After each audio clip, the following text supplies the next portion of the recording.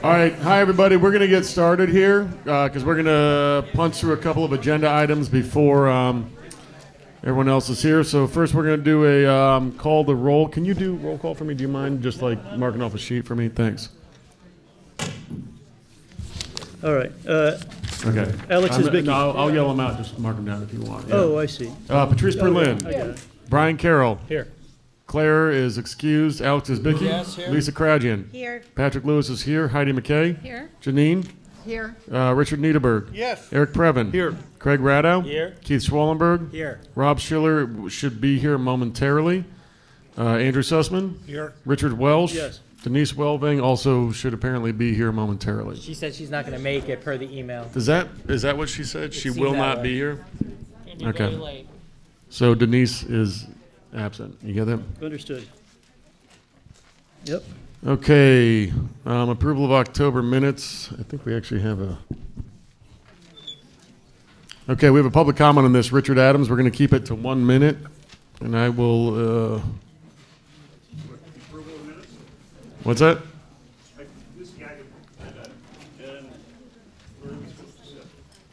You can stand. There's a microphone right there. Shouldn't be hard.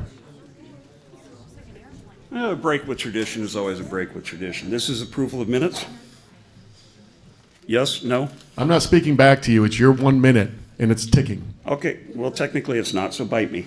Anyway, Thank assuming you. this is about, Thank you. Assuming Thank this you. is about Thank minutes. you. Thank you. Sit down. Cállate, mijo. Sit down. Shut up. Okay, you know what? Not acceptable here. All right. Everybody who wants to speak up here is more than welcome to.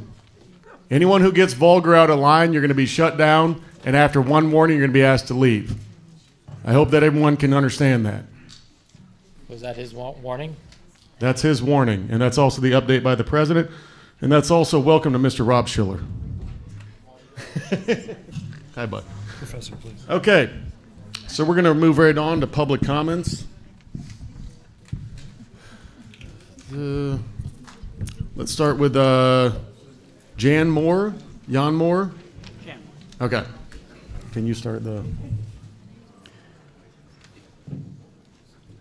I'm Jan Moore. I'm the president of Shard Center Congregation in Valley Village, the largest Orthodox synagogue in the San Fernando Valley, representing over 350 families. We're here partnering with the Studio City Neighborhood Council. We're going to be expressing our concerns over public safety, homelessness, the impact on our communities, and the impact of our lives and the lives of our children and our neighbors. We are concerned that the city is ignoring our needs and is putting us second to the concerns of the homeless, and we don't appreciate the way we're being treated. We hope that the conditions that you're seeing here also reflect the same thing, and we're hoping that we can come to a partnership to improve our overall communities. Thank you. Thank you, sir. Richard Adams.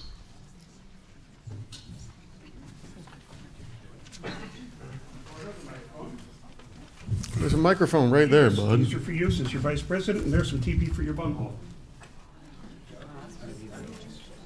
Hey, it's a social meme. I would like to point out that this board has yet to respond to the RFA for the minutes from July forward, that we again skip approving the October minutes here at the November meeting, and thus you are totally in violation of your bylaws and the Brown Act requirements, et cetera, of the city and state. I've also just turned in 3 different grievances based on our grievance policy, which I'll email to all of you, so don't bother losing that set. And one of these days, maybe you guys will start following the rules and doing your duty as elected board members. You're not volunteers. You volunteered to run for office. Once you got elected, you're elected public officials with public responsibilities and public duties, each and every one of you, and as a group. And I, for one, and I think a lot of other people that don't bother showing up to special professional meetings, think it's more than past time that you guys actually either step up and do what you're supposed to do, what you said you would do, or resign and let adults take over. Thank you. Barry Johnson? I just wanted to point out as we discuss the skies above us that in the 40s, 50s, 60s, and 70s, air pollution was really bad here. I can remember as a 10-year-old riding my bike in the summer, anywhere from May to October, and you would literally come home at 4 o'clock in the afternoon, and every inhale you took hurt. When catalytic converters came in the mid-70s, it all got better, and it's been better ever since.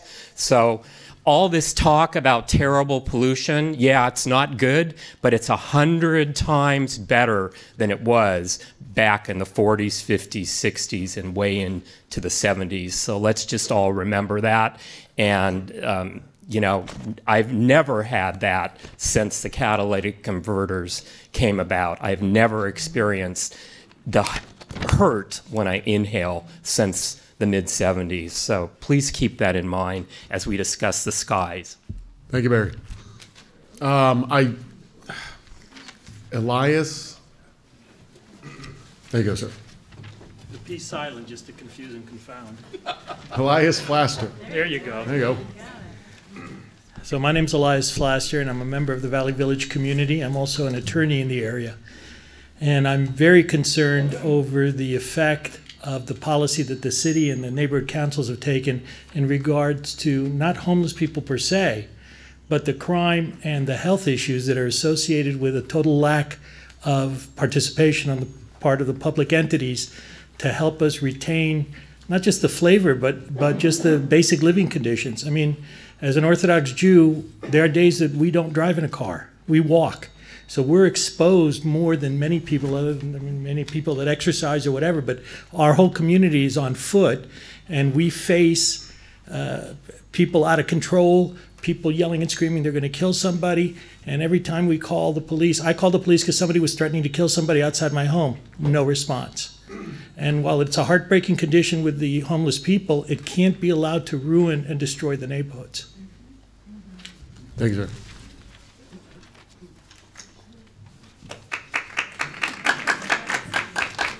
Marilyn? Hi, I'm Marilyn Kay, and I'm, I guess, in charge of Valley Village Community Watch, which is a group that extends beyond the synagogues and in the neighborhood of Valley Village as well. And I want to thank everyone who came in from Valley Village today. It was an amazing turnout for you guys. Thank you for coming. And it shows to you that we're having a problem. Our problem is the homeless issue, the crime, the worry about safety with needles and all kinds of things on the street when we're walking, as the rabbi said. And also we have a problem on Chandler Boulevard where there's no lighting. If you look at Burbank, the city of Burbank, there's lighting up and down the busway. We have pitch black streets there.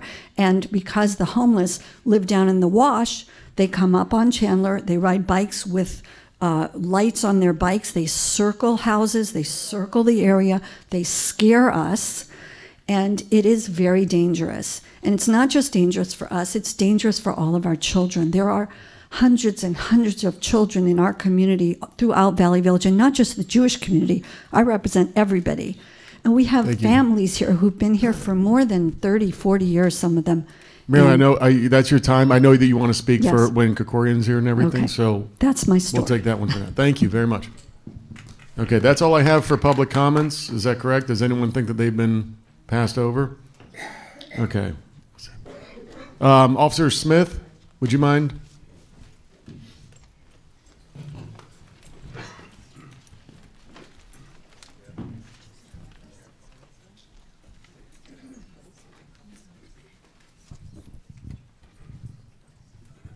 I'm not in your way. No.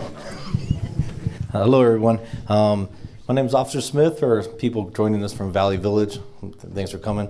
I'm the senior lead officer for Studio City, and I try to make it here whenever I can. Just got a little bit of an update on what's going on lately. Since some of you folks are here from the Valley Village area, I'm sure you all know about the person that North Hollywood LAPD arrested who accosted the female by yanking up her wig. That was last week when we caught him. I was part of that, just a minor part. I just went with them to go get the person. They're investigating that. The city attorney has filed that as a hate crime. And of course, LAPD treated that super seriously. When that happened, extra resources got put on that, way more than a normal battery type of crime. Just want you to know how serious it was treated. We don't know what's in this guy's mindset at all. Nobody really knows. His criminal record was non-existent. So, you know, I'm not going to give up everything about the investigation. I don't want to ruin the investigation. But he's not the person that we kind of thought he was, or we all maybe imagined this person to be. So I'll leave it at that. Along Studio City lately, we've had a couple armed robberies at nighttime around 12 o'clock to midnight, right around Ventura Boulevard between Vineland and about between Laurel Canyon at nighttime. We've had different suspect descriptions. We had a male white, a male black, and male Hispanic, all 3 different crimes. So what we're looking for is anybody that matches the description. We have very little in the description. We have good eyewitness from the victims. We have 1 camera description that's really good on one of the crimes. Hopefully we'll be able to catch them from that. But when that time of night crimes happen that time of night, we have very little witnesses, and the camera systems are just not that great usually at nighttime without better lighting. So we are working on that. The homeless issue, as you all know, LAPD tries to do what we can. We are not the social conduit for dealing with homelessness. We try to. We offer outreach when we can. That's not our function as LAPD. We try to. There's limited laws that we have to work with, and they're getting more and more limited as we progress. But we still try to work with what we have. And we make arrests constantly for different things. It's just how long somebody spends in custody is a totally different thing. We put people in jail. We don't ever put people out of jail. So I'm just, you know, throwing that out there. But there's a lot of programs working. The city is working with expanding their sanitation program that comes out rapid response and cleans stuff up. That has to grow. These people have to learn. They're very much professionals. It's a very dangerous job. They have to have biohazard training.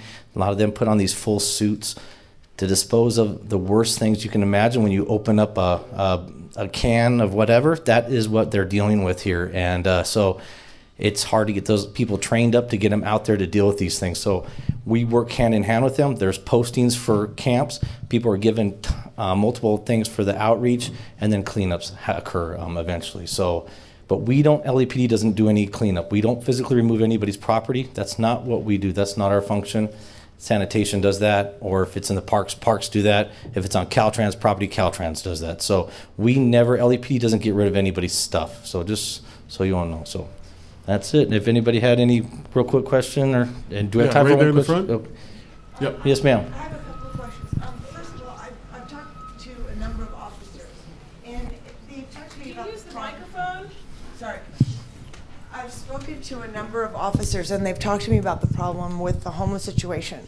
They go encounter these people, they arrest these people, and a lot of times they are drug people. They look like a mental health problem, but it actually is a drug problem. They have to take them to a mental health facility where they spend several hours. The officer has to be with them. Spend several hours there. Once they're processed there, then they have to take them to a jail where they are processed for several hours there. Once they go through that process, then they have to go back and process the paperwork. So to arrest one homeless person, the officer is basically gone for about 6 to 8 hours. And that means he's not out taking care of anything else. So he's down for the day. This is a reoccurring problem because the next day he's back out. So the question is, what do we do when we've got our jails are just putting them right back out on the street? So how do we make you more efficient? And I don't know if people know this, but the 3 largest mental health systems in the United States are Rikers, LA County Jail, and Cook County Jail in Florida. New York, LA, Florida. 3 largest mental health facilities in the U.S. Look it up. And just real quick on that, you know, it does take us a long time to deal with some of the people like that. A lot of them need medical attention, so we have to go to a private hospital and stuff. So we are out of the field a long, long time. So, yeah, it's the mental health calls for service and those dealing with the homeless has skyrocketed. It's about 60% of our calls loads coming out is about that much. So pardon me, ma'am? What about more officers? That would be nice. Hopefully you can get us some more. That'd be great. Well, you need. Is that funding? Is that what you need? I'm the wrong person to ask. You know, I don't deal with anything. I'm very low level, so. Is that a Krekorian question? That's Thank you very much. Yeah. Oh, sir. Yes, sir. How you doing? Hi, I almost never. How do you do, Officer Smith? Yes. So I saw a next door neighbor a couple of days ago. And I don't know if it's true or not. I'm just asking if you've heard in Sherman Oaks a roving band of youth shouting anti-Semitic, killing Jew sort of remarks 3 nights ago in Sherman Oaks. Have you heard any reports of that? I don't read any social media, so if anybody posts anything, I don't read it. If it happens in Sherman Oaks, no offense to people that live there, I do not pay attention to it that much. My border shuts off before then, and I'm very overwhelmed by what I have to work with in the CDC, so I have not heard about that. But I can tell you what, we treat stuff like that very seriously, and like that gentleman that had about 3 shotguns and about other officers taking their guns out his window because he had a registered firearm, the one taking the wig off. He realized how seriously we treat this. So we went there to be very safe. We didn't know his mindset, so we don't play games when it's stuff like that. So just so everybody knows. Thank you, Officer Smith. Thank you very much. So we're gonna move on to the councilman who's just joined us. But Officer Smith, you'll be around in case some questions you might have might be for both. So you'll be around? I'll be here till the end. Yeah. Sounds good to me. So we are going to move right on to number 6 and introduce Councilmember Paul Krekorian, CD2.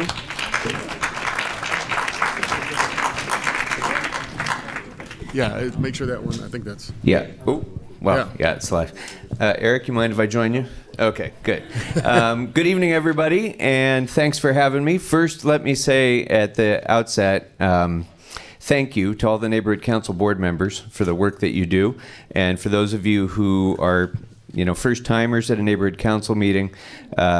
What they do here as a council is address some of the most difficult, divisive jobs that we have in city government, and they all do it on their own time. They dive in deep into these issues and spend a lot of their time studying about them, and in some cases letting us know about them on a regular basis. So thank you to all for the work that you do, and thanks for having me again. Congratulations, Patrick, on taking over. I want to talk about 4 main topics. I'm happy to talk about anything you guys would like me to talk about, but I think the main thing that people will have on their mind is homelessness, crime, recent noise issues regarding the Burbank Airport, and maybe a lower priority than those 3, but still important to a lot of neighborhoods in Studio City, is the problem of cut-through traffic that's amplified because of Waze and all the navigation maps applications. So let me talk first, I guess, about crime, and then that will segue right into homelessness. First of all, we absolutely, in North Hollywood Division, as all of our senior leads would tell you, have had an uptick in both property crime and violent crime over the last couple of years. Absolutely true. I do just caution that everybody put that into a context, though, because if you take the time period from, say, 2006, you look at robberies, they're more than cut in half. Burglaries, cut in half.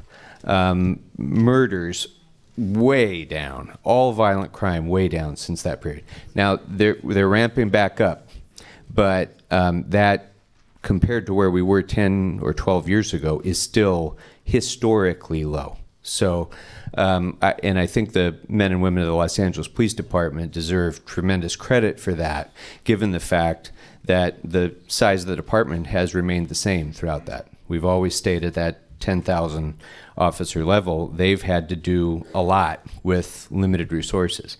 It's also largely due to the model of community policing, which involves neighborhoods, it involves neighborhood watch, it involves people being more active in reporting crimes and looking out for their neighbors. So it is a collective effort, they'll be the first to tell you, and it has been effective.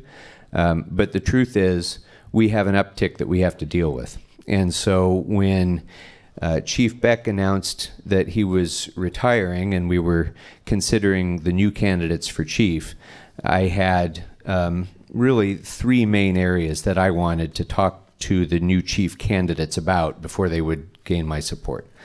One would be increasing patrol presence, because we have 10,000 officers, but as all of you know, the vast majority of them at any given time are not on patrol. So particularly in the San Fernando Valley, where we have been hurt on our patrol allocations because of some changes that Chief Beck made in reallocating resources to places where there is a higher level of violent crime to try to address the violent crime issue, understandably. You know, he's trying to reduce a murder level in places where that is a big problem. But the unfortunate result of that is it leaves neighborhoods like ours where we have to focus, thankfully, more on property crime with less patrol to do the preventive work. So that's a problem, and I raised that with him, and so emphasized that that was one of my priorities. The other one was Valley traffic, ensuring that we have more support for our traffic officers, because we have as many deaths in Los Angeles now from traffic collisions as we do from murders. I think that may be the first time that's ever happened, that that they're now equal. So Valley traffic and having more enforcement against, you know, racing and the incredible reckless driving that you see on so many of our streets was a big priority. And then the third issue was how the police are going to respond to homelessness, given the limitations that they have and what they can do, and having a comprehensive strategy to work between the police, sanitation, our communities, to try to address the homelessness problem. Chief Moore, in my view, hit it out of the park on all of those issues. He deeply committed to improving patrol presence, and it's already happening. So we have funded, as you know, I'm chair of the budget committee. Over the last few years, we've been able to fund 300 new funded positions in civilian hiring in the police department, which has freed up a lot of work that would otherwise be done by sworn officers to get them more on the streets. So that, as well as some redeployment that Chief Moore saw as being doable, has resulted in already 200 more officers on patrol. So that's an improvement. It's a start. We have much more to do. And there's other things that we can do, force multiplier kind of things that we need to do to enhance the patrol presence. But that's an ongoing effort. I'm committed to it. And because I know it's so important to all of you, I actually asked Chief Moore to come on out to my district. He's going to come out in January, and we'll have a town hall with him so that you'll all be able to address whatever issues of public safety that you might want to address directly with the chief. He's been unbelievably responsive. He came to a ordinary budget and finance committee meeting to talk about the police department budget, which is exactly one more visit to a regular budget finance committee meeting than I've ever had from any chief of police in the past. So he's off to a really good start. So as long as we're talking about crime, sorry, Eric, I just need a little corner here. As long as we're talking about crime, that leads us into the next topic, which is on everybody's mind, and that is homelessness and what the city is doing, what we're not doing, what steps we still ought to be taking. And I want to frame that first by saying that this is obviously the greatest challenge the city faces right now. It's the greatest humanitarian crisis we've faced in my lifetime, and it is it's one of the most difficult policy and budgetary issues that I've had to grapple with in the time that I've been on the council. It didn't happen overnight. This is a series of, it's not one issue. It's a series of issues. It's, you know, a dozen different issues. It's issues of neglect of mental health care over the last half century, neglect of substance abuse care and treatment over the last, you know, several decades, the unaffordability of housing in Los Angeles and the wage disparity that we're getting, where people who are on the bottom rung are dropping off at an increasing rate, the unaffordability of housing and the unavailability of good jobs for people who are, you know, on the lower rungs of the economy. It's much of our homelessness is also driven by domestic violence, where people have to flee a situation and have no good options to go to. So there are many different issues involved in homelessness, and each one requires different responses. And for some people, the need to get off the streets immediately and to be housed and then to be able to rebuild their lives is an option. And by the way, I want to give a shout out to your homelessness committee for the work that they're doing, which has been terrific and really forward-looking and terrific. Thank you, Keith.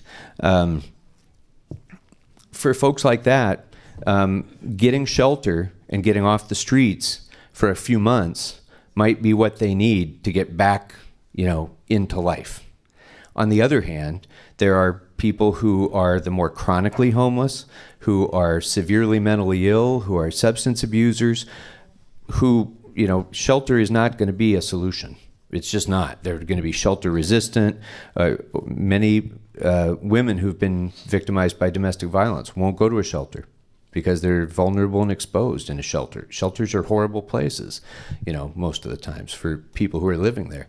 So for them, permanent supportive housing is a better solution. But we don't have very much of it in this city, and it's very, very expensive to build.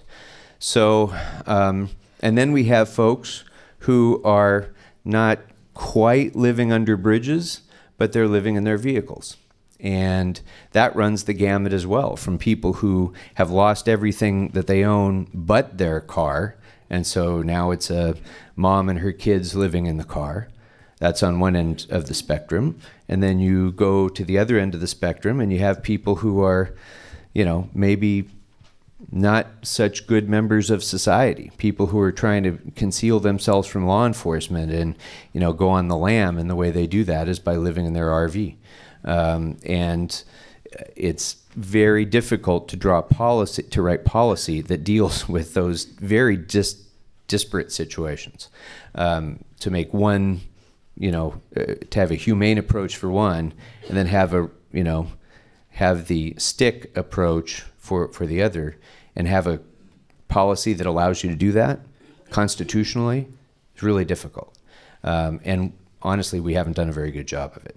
So, we passed an ordinance to prohibit vehicle dwelling in certain areas, like residential areas and others. It was a half measure, in my view, that was required because the previous one was thrown out entirely. So it would have been the Wild West had we not enacted something that would be constitutionally defensible. So we passed that ordinance, but from the moment that we passed it, I've contended we need to work on it and make it more enforceable, because our officers will tell you that it's really difficult to prove that somebody's vehicle dwelling in the first place, and then they find ways to get around it. They'll move the vehicle, and they won't answer the door to the RV, so they can't get in to be able to, without a search warrant, and then they can't get in to be able to gather the evidence that there's a violation. So the enforcement issues are very difficult. I think we need to work harder on fixing that. So in the meantime, with vehicle dwelling, one of the things that I've done is created a safe parking lot, the first safe parking lot on publicly owned property in the city, and it has been a tremendous success. Hardly anybody even knows that it's there. There hasn't been a single problem. It's mostly women, some with kids, living in their cars, and it allows them to have access to hygiene, so they're not fouling the streets or sidewalks. It allows them to have a little bit of security and safety, and it gives us an outreach opportunity to be able to, talk to them and hopefully find the solutions that will get them out of homelessness for good. So that brings me to the outreach piece. I'm going to bounce around here a little bit because there's a lot to cover with homelessness, but one of the things we've done with outreach is, as I said at the outset, there's a multiplicity of issues here, and unless you deal with the individual person and address what that person needs, we will never make any progress in addressing homelessness. So we've had now I guess a dozen or so homeless connect days at all parts of my district, where we get into a room like this, and we will go and, with the police and with our social workers and with others, go and actually pick up the homeless in the area, bring them in for a meal, and then when they come in for a meal, we literally triage them and analyze what it is with a questionnaire. You know, are you a veteran? If you're a veteran, are you getting your veterans benefits? If you're not, let me come and introduce you to Mr. Smith from the Veterans Administration, who's sitting right here at this table. You need an ID? I've got somebody from the DMV right here who can print an ID for you. We bring everybody from every government agency who can probably touch an issue that a homeless person needs to address into the room. And then we literally take the person to the person who can fix that problem for them. And it's been amazingly successful in helping people get back on their feet. It's also been pretty successful in routing some people into housing. In fact, if there were more housing available, we would be able to take people literally from those Homeless Connect days into their housing, but it's just not available. There's not enough of it.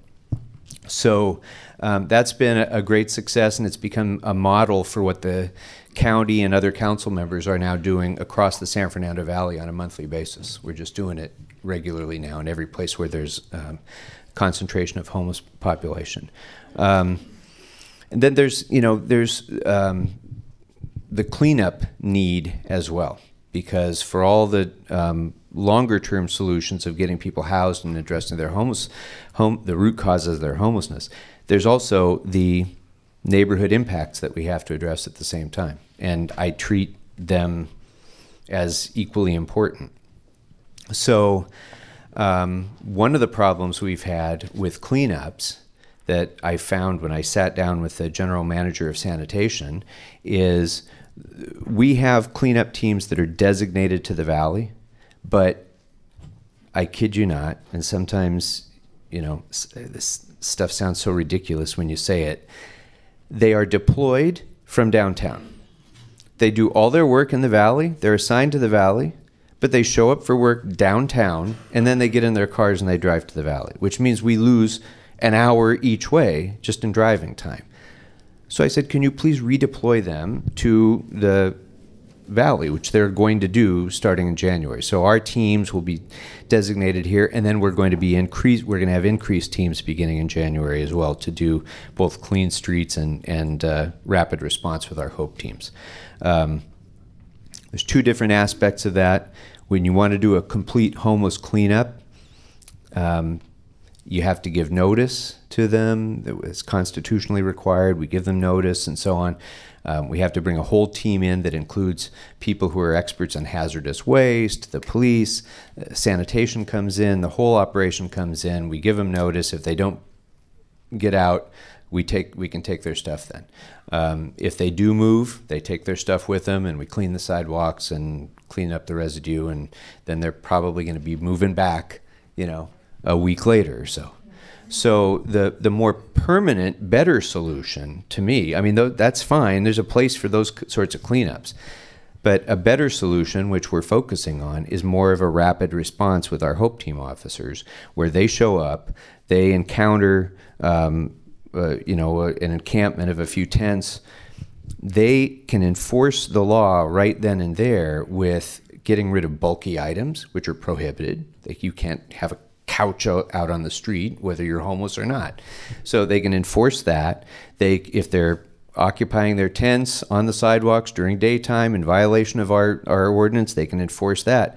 But the police can't do that unless they have the backup from sanitation, because you can't ask them to make the distinctions about what's hazardous to their health and what's not. So we have to have those sanitation teams ready to be there immediately so that they can clear that stuff out. Now, they're not going to be able to do the full cleaning, but if you take away the bulky stuff and you cite people and even arrest them for violating the laws, you start to make a little bit of difference in having them not come back to that area. And it makes a definite quality of life difference if you're taking out the bulky items. So let's see. And then the last thing I guess I'd want to say on homelessness is there are certain places around the district where just making some simple physical infrastructure changes makes a big difference. And there's a place that's been especially problematic, for example, at Chandler and Coldwater. And there's a repeated encampment problem there. And a lot of it is just fencing. We put up fence to keep them from going underneath the overpass, and they rip the fence down and they go back in. And there's a jurisdictional issue there. I won't go into all the details, but one of the things we're doing is, building a stronger sort of fencing so that people aren't using that very unsafe place to live. If there are spots like that that are continuing to be a problem, making that sort of not short-term, but making that sort of investment in infrastructure is something that can really be helpful. So I think that's, I guess just overall, let me just say this on homelessness. Just you get a sense of the scale of the problem. And thank God, Studio City has a problem, to be sure, especially along the river and in some of our parks, but it pales in comparison to what some other parts of this town are suffering. We have 50,000 homeless people in Los Angeles. 50,000. So I want you to think of Dodger Stadium on a sellout game, and then imagine everybody in that stadium leaving the stadium and going to sleep on the streets. That's the magnitude of what we have to deal with. And the vast majority of those folks are not chronically homeless. They are not. The vast majority of them are not drug addicts and are not mentally ill. They are not. They are not. And the evidence and statistics demonstrates this with every analysis that we've done. The problem is that the ones who are a disproportionate part of the problem.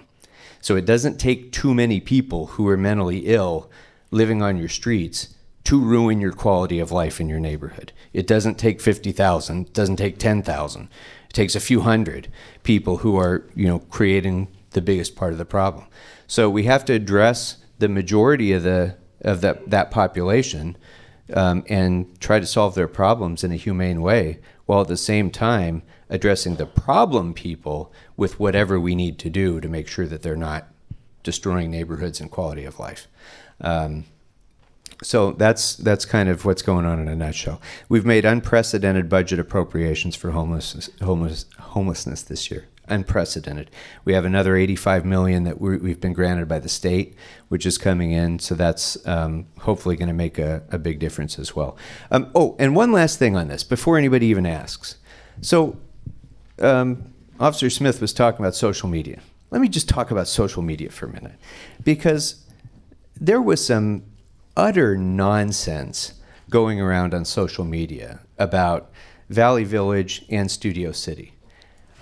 I want to say this very clearly so everybody will hear this from me directly. There was never, ever a plan to build a homeless shelter on Ventura Boulevard. People who were saying that were saying things that were not true. They were either untrue or they were just uninformed. But that was never planned at all. There is no plan to build a homeless shelter anywhere in Studio City or anywhere in Valley Village that I'm working on now. Now, I will also tell you, there is no special exemption. So if there is a problem situation of homelessness that we have in these communities, we are going to continue to work to find solutions for that. And I will tell you, whether you like it or not, that includes services for the homeless. And if you think that people are going to be attracted to come here because services are being offered, then I would ask you this question: why are they here now when no services are being offered? So if we can address, if you want people living in your streets to not be living in your streets anymore, We have to address that problem by providing housing, services, and other things that they will need in order to address that problem. So there are no plans to build a homeless shelter in Valley Village, whatever you've been told. There are no plans to build a homeless shelter in Studio City. But I am going to continue to work on places where we can find to do that. I am going to continue to work to find places where we can build permanent supportive housing. I am going to continue to look for places where we can do safe parking because it's been such a great success. So we are going to continue to do these things, and I'm not going to be shy about solving this problem. So I just wanted to make sure you knew what was true, but and what's not true, whether it's pleasant to talk about or not. That's the way it's going to be. So do you want to open up to questions, or let me just talk quickly about the FAA, because I know I saw many of you there at the meeting that we had at the Buena Vista library to talk about this, and then also at the town hall that the FAA had. We've been working closely with the city attorney now for several months to try to ensure that there's comprehensive environmental review done. I won't go into the whole backstory if you're not already up on it, but there have been changes in the way air traffic control is done around all airports in the country, including Burbank Airport. The result for us has been that the departing traffic out of Burbank is being routed into a very narrow corridor over Studio City and Toluca Lake and Valley Village. And it's a real problem. And if it becomes permanent, it will be a major problem. So we're pressing both legally and otherwise, and through our members of Congress, to ensure that there's a full comprehensive environmental review so that that spectrum is widened so that not everybody has to live under every flight, and also to make sure that whoever is living under that narrow corridor, that there's mitigation of those impacts. Long way to go on this, but I do urge you all to get engaged, because public comment period is going by quickly, and we're trying to get it. We've gotten it extended. We're trying to get more extension. We're trying to get the Mountains Conservancy involved and others. But it's important that you really get engaged in this, because it's going to have a long-lasting impact.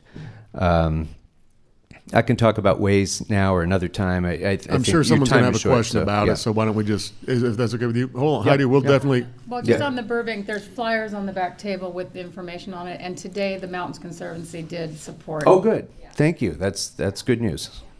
Okay, so now we're going to open up to public comment. Everyone, anyone with questions, make sure you fill out a comment card. They're right over there.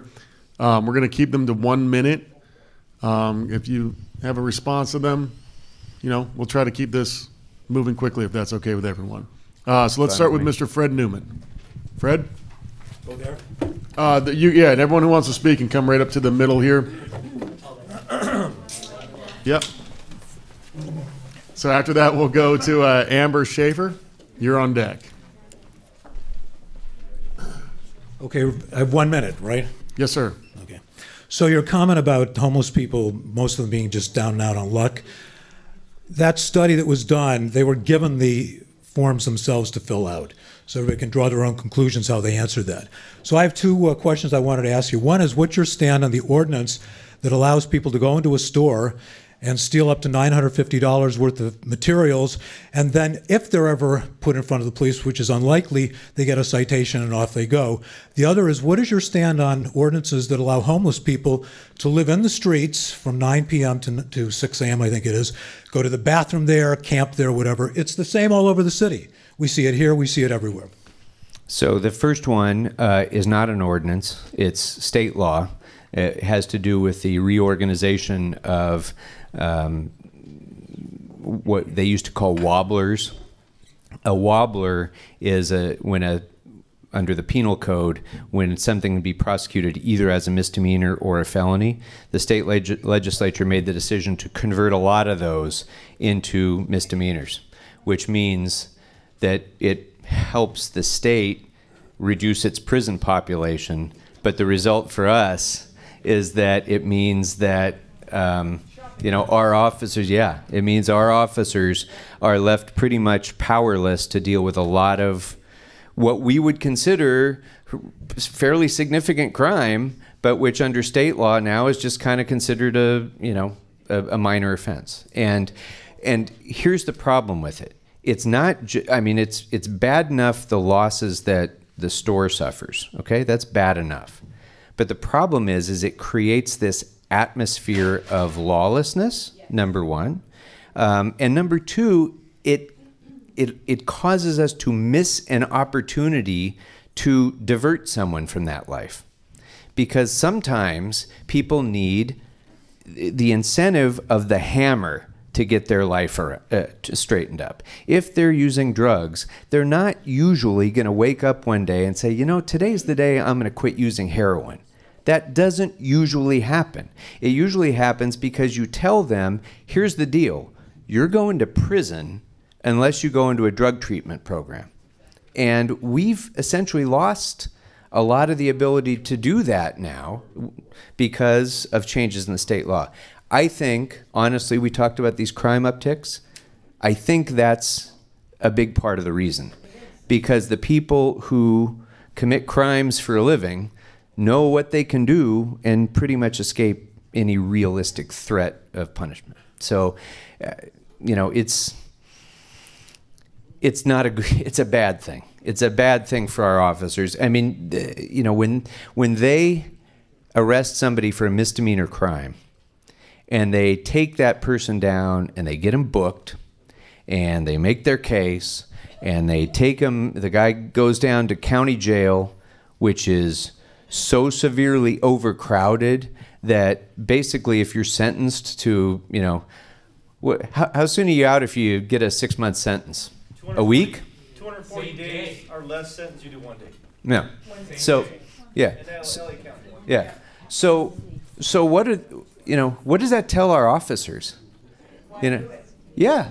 So they're going to go, they're going to put themselves at risk.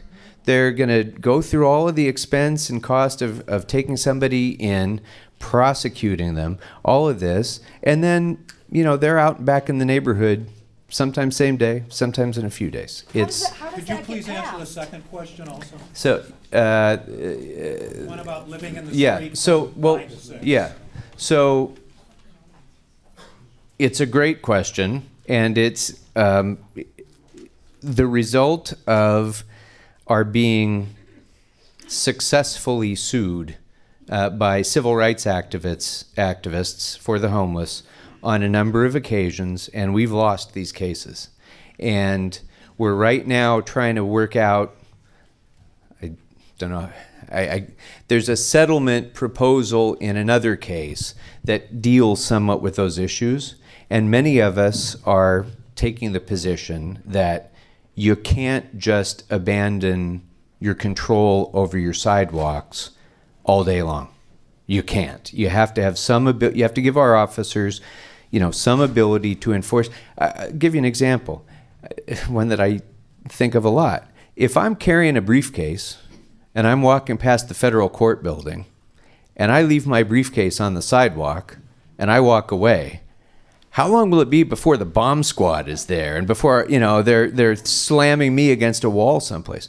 But if you're a homeless person pushing a shopping cart, you know, and it's obviously their stuff and they're leaving it strewn around the sidewalk, I don't know why we can't seem to apply the same kind of enforcement standard to other stuff that's left all over the sidewalks.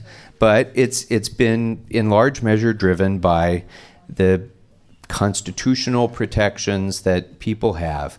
Now, the other stuff that you mentioned, going to the bathroom, those sorts of things, those are not legal. Those are violations of the law under any circumstances. But then you get to the point of, okay, what are we going to do about it when they violate the law? Again, we're asking our officers to, you know, arrest somebody for public urination, let's say.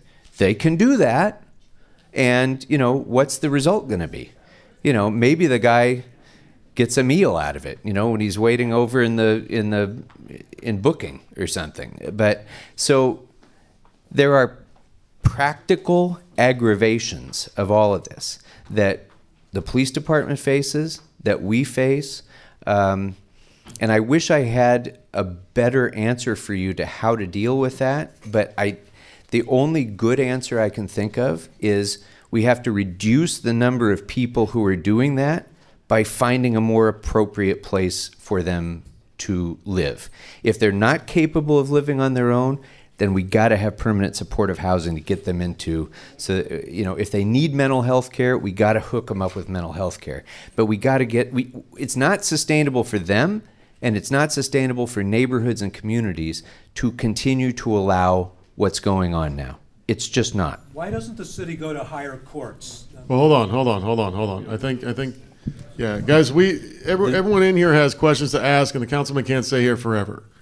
So we need to, we're going to go by comment cards. I think that was good. We're going to move on to Amber Schaefer now. I wish we had time. I wish we had unlimited time, but we don't. Hi. Yeah. Hi, Amber. I have two questions for you. The first is, how are you going to personally ensure the safety in CD2 with the build out of shelters? Now, shelters, I say that because I think that term is used quite loosely. We have bridge houses, we have resource centers we're talking about, we have temporary shelters, and we have permanent shelters. Perhaps there are others, but those are the four I know of. So how are you going to personally ensure the safety in CD2 with the build out of these shelters? When we look at what's happened in other cities, there is an average of 103% rise in crime wherever shelters are built.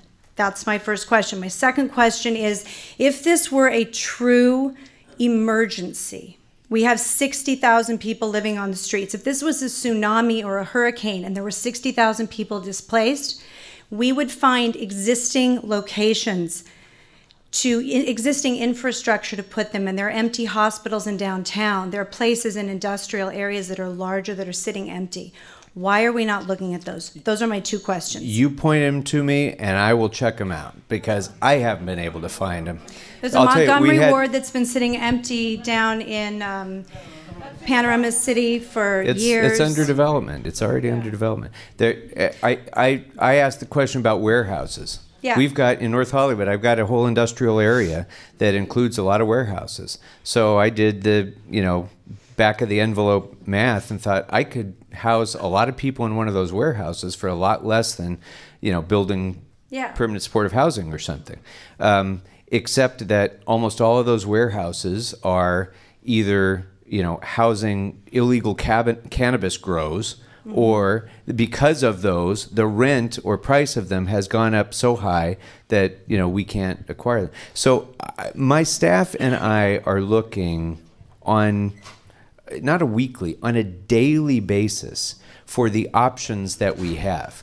And you raised just a really good metaphor. If this town were hit by an earthquake and 50,000 people were homeless because of that, no, I actually disagree with you. They wouldn't go and find existing things. We'd have FEMA here building Quonset huts, putting up tent cities, doing whatever it took to get people housed today. But when this is a 3-year build but out we're when a looking council at, member in Koreatown or someplace else proposes a shelter, people come unglued and say, not on my watch. Well, those are about 50 feet from a public elementary school. Yeah, and I think those it are is quite probably, sensible that's not to have probably one not there. an appropriate location to have it. Yeah. But so then once you start saying, well, not there because that's, near something that somebody doesn't want it near, not there because that's where, people who are especially sensitive don't want it, not there because that community has a lot of money and they're going to sue if you put it there. Once you start doing that, then that whole idea of bringing FEMA in and housing 50,000 people goes straight out the window, because the number of places left are few and far between. But I'm looking. So if anybody has any suggestions, believe me, we'll take them. Whether it's buying a building, finding a place to put up a big tent. I'm looking at everything I can imagine to make sure that they're not sleeping in your neighborhood. Now, you're asking me about my personal guarantee of safety. I can personally guarantee this. You're more at risk by having those people unhoused than you are of having them when they're housed. wherever that shelter goes. So I will tell you that we need more shelter. We need more permanent supportive housing. But that the mentally crime ill has gone up person who lives in your around the neighborhood. shelters Let that me have been finish. built. Let me Hold finish. on. That mentally ill person who's living near your house, who doesn't have a place to have permanent supportive housing, will continue to threaten you near your house.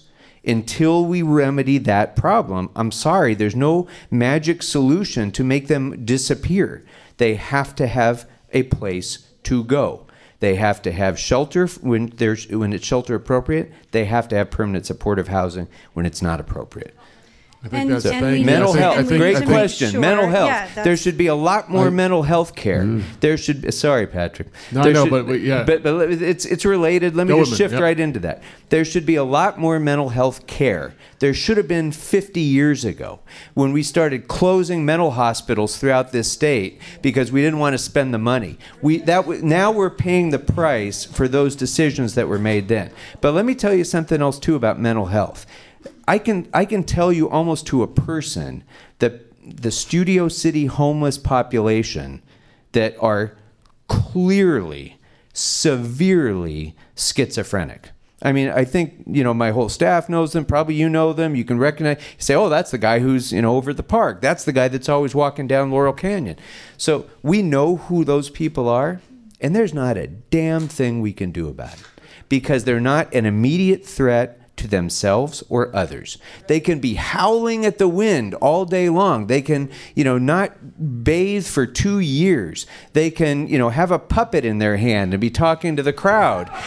They could do they can do a lot of things like that, and we know that they've got a serious problem, but if they're not threatening our lives immediately or their own, Officer Smith says, well, hope you have a nice day.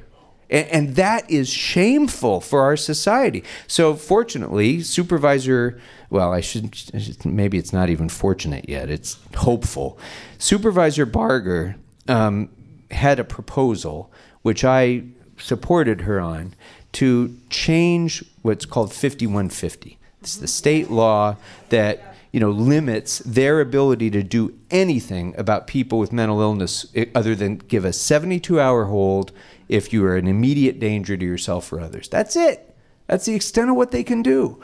So we want to make some changes in that so that maybe an immediate threat to your own safety includes the fact that you're not eating, living under a bridge, and, or maybe the threat to others includes the fact that you're wailing at the moon and swinging a pipe around or something. We need a broader definition of those sorts of mental health situations so we can address, because that is a threat. It's a threat to our community, and that person is not getting the treatment that would save their life and save our communities. If they would just take their pill, they would be productive members of society, but they think the pill is poison that we're giving them, and so they don't. So until you seize them and force them into treatment, they're never going to get any better, and it's going to continue to get worse. So, okay.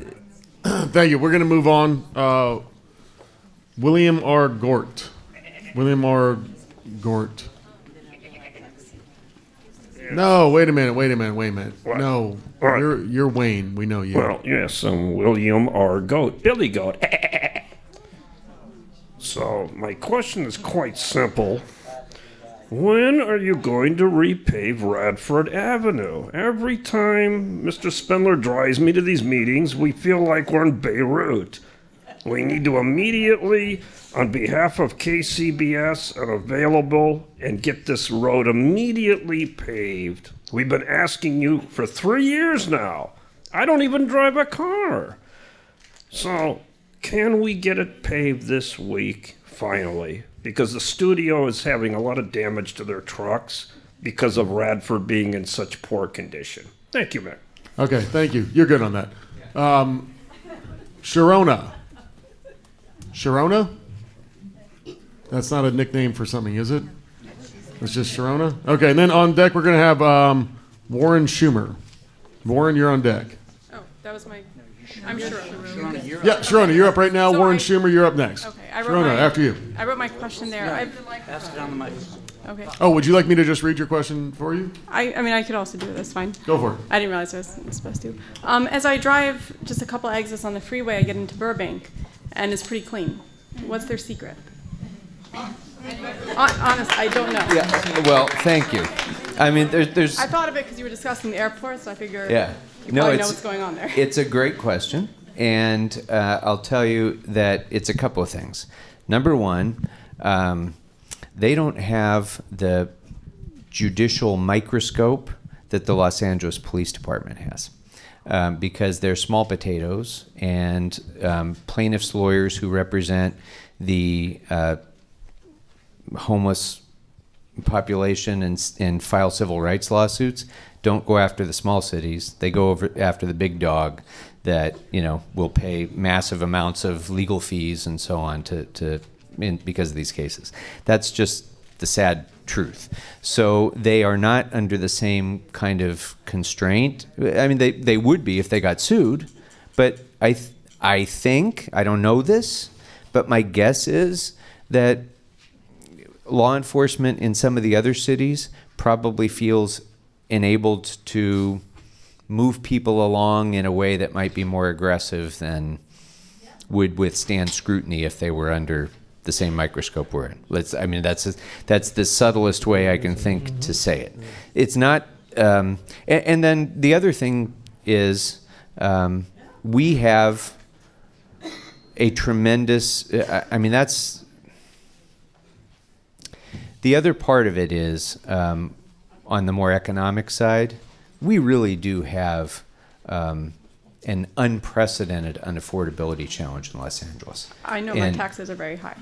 Yeah, well, and so is your rent or your mortgage payment, and Yes. and the problem is that in some of the more surrounding areas, the people who are living there, they have less of a challenge making that.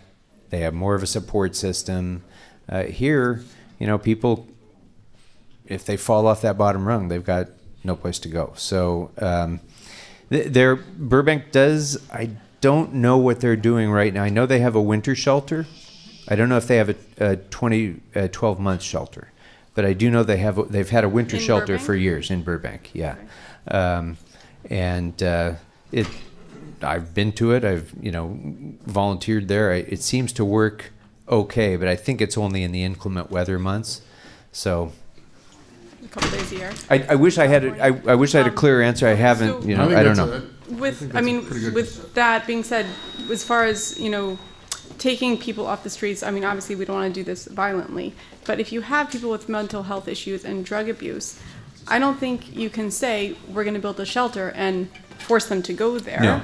The people who want the help might go there. Exactly. You're talking 50,000 people, a vast majority could be 15,000 people is not a majority, but that's a lot of people that you can't force out of the streets, and those are the ones I think that we have the biggest concerns That's exactly in our right. neighborhood. Exactly So building right. the shelters, I don't know if they're actually going to not be on my front lawn. You breaking summed my it car. up very well, and that is the exact challenge. But let me draw a distinction between shelter and permanent supportive housing. They're two very different creatures. Permanent supportive housing has on-site supportive services. People are not given a time limit. They stay there, they move there. These are usually people who are the chronically homeless, the people you're describing, people who, need supervision, who need mental health treatment, who need substance abuse treatment.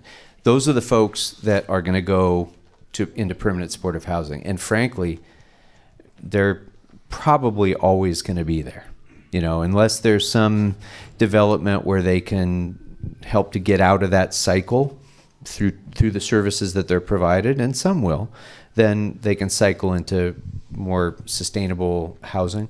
But we need a bigger supply of permanent supportive housing, and it's outrageously expensive to build. And it's just, so that's why we're not, frankly, building enough to keep pace, because it's just so expensive. Right. And I was at a meeting at Valley College. We have more people. Okay. We've got more people, sorry. Just the numbers I have heard, based on the councilman at Valley College, said that it was growing. I don't remember, the numbers have grown in the past year, whatever. They said it was minimal. I think it was 10% came from out of state or something. But once again, when we're talking 50,000, right. That's all. All right, Mr. Warren Schumer, and followed by Ron Drescher. You handcuffed me, Craig. You handcuffed me. Okay, Mr. Warren. Hello, my name is Warren Schumer. I grew up in Studio City. I'm a second-generation resident and homeowner. We're aware of the things that are talked about tonight regarding homeless, affordability of housing, air traffic. We're here for a different reason. We had a business open up next door to us that basically has turned a house into a 7-room, month-to-month rental. This has had many problems: loss of street parking, late night disturbances, illegal blocking of sidewalks and driveways, trash cans left out all week, trespassing, damage to our property, and overall concerns for safety from our neighbors. Basically, this business has been allowed to run, providing housing, which I understand is needed. They provide no parking for their tenants. They're extremely disruptive. We would like code enforcement to determine what's happening with this. Is it a business? Is it a residence? Clean up any gray area, and also fix any zoning loopholes. So I assume the business you're talking about, it's a short-term rental, it's an Airbnb or something? The name of the business is Hub House. They basically provide community housing. But they charge rents of up to $1,500 a month. They provide no parking. They completely have disrupted our neighborhood. Okay. Please, Jessica, wave your hand. See Jessica over there? I've spoken to Jessica, okay, actually. make sure that we have the address. Here's the. We've reported I hate this to to- give you. I hate to give you the bad news. limitations on what we can do about this, because I hate doing that. But let me just explain why this has become such an exploding problem around the city, and frankly, it affects Studio City disproportionately, I think. State law prohibits us from limiting housing, even sort of group housing like that, if it's below, I think... 6 members. Is it 6? I think it's a little more. And this is a 7-member house. Oh, is it? Yes. Oh, okay. Well, then I have to talk to Jessica about what we've been dealing with. Well, but we've already it's- reported this to Building and Safety, and I was told that they cannot physically enter the residence to determine if it is 7 members. Yeah. So basically, the law is not being enforced, and it's not being investigated. Okay. Well, I can't give you an answer because I don't know the address. I don't know the building. I have to talk to Jessica about what's happening. So but is this I something get that we it. can move forward on to try to see if we can address? I can assure you we'll do what we can do. I can't guarantee you it'll, be something that is going to satisfy you, but we're certainly going to make every effort to do that. Yeah. Fair enough. Okay. Thank you. Sure. Thank you. Ron, and followed by Dr. Hirsch. Dr. Hirsch. Hi, Paul. Hi, Ron. Thanks for coming tonight. Always a pleasure. 85.02, which restricts parking of homeless people, especially in residential areas, is going to expire, if I believe, at the end of December. Is that correct? Well, we extended it for 6 months in order to have time to reassess it. Do you guys remember when the current expiration is? That sounds right, and maybe it's so. My early question part is, I know you're doing an analysis. My concern is that there's something in place so that. Oh, yeah, for sure. The Homeless and Poverty Committee is taking the lead on that, but I'm in his ear about it, and it's. I'm not satisfied with the current ordinance at all, but the current ordinance is better than having no ordinance. Right. And so it would not be okay for it to expire. That's not going to happen. Okay, good, thank you. Sure. Okay, Dr. Hirsch, followed by Linda Magilla? Magilla. Okay, Linda, you're up next. Thank you. Okay, my concern is that they put a house in our area. I don't know if it's a bridge. I really think that it's really good to do things like that, but they never ask the residents. It's a community that is religious, has lots of children. Again, we observe the Sabbath, and the house, of course, doesn't. And there's lots of traffic up and down from them. The lady across the street, who's a senior citizen, she's in her 90s, is very concerned. There's no protection for her. And there's no protection for anybody. Once one of the people had crawled into somebody's yard a couple of doors down, and he just fell asleep on the lawn. So they called the police and they said they can't do anything. And so they tried to wake him up. He was unconscious. They said to call the fire department. So I don't know what we can do about it, but I wish somebody would tell you or put signs up before they put something in a neighborhood. Do a little more inspection.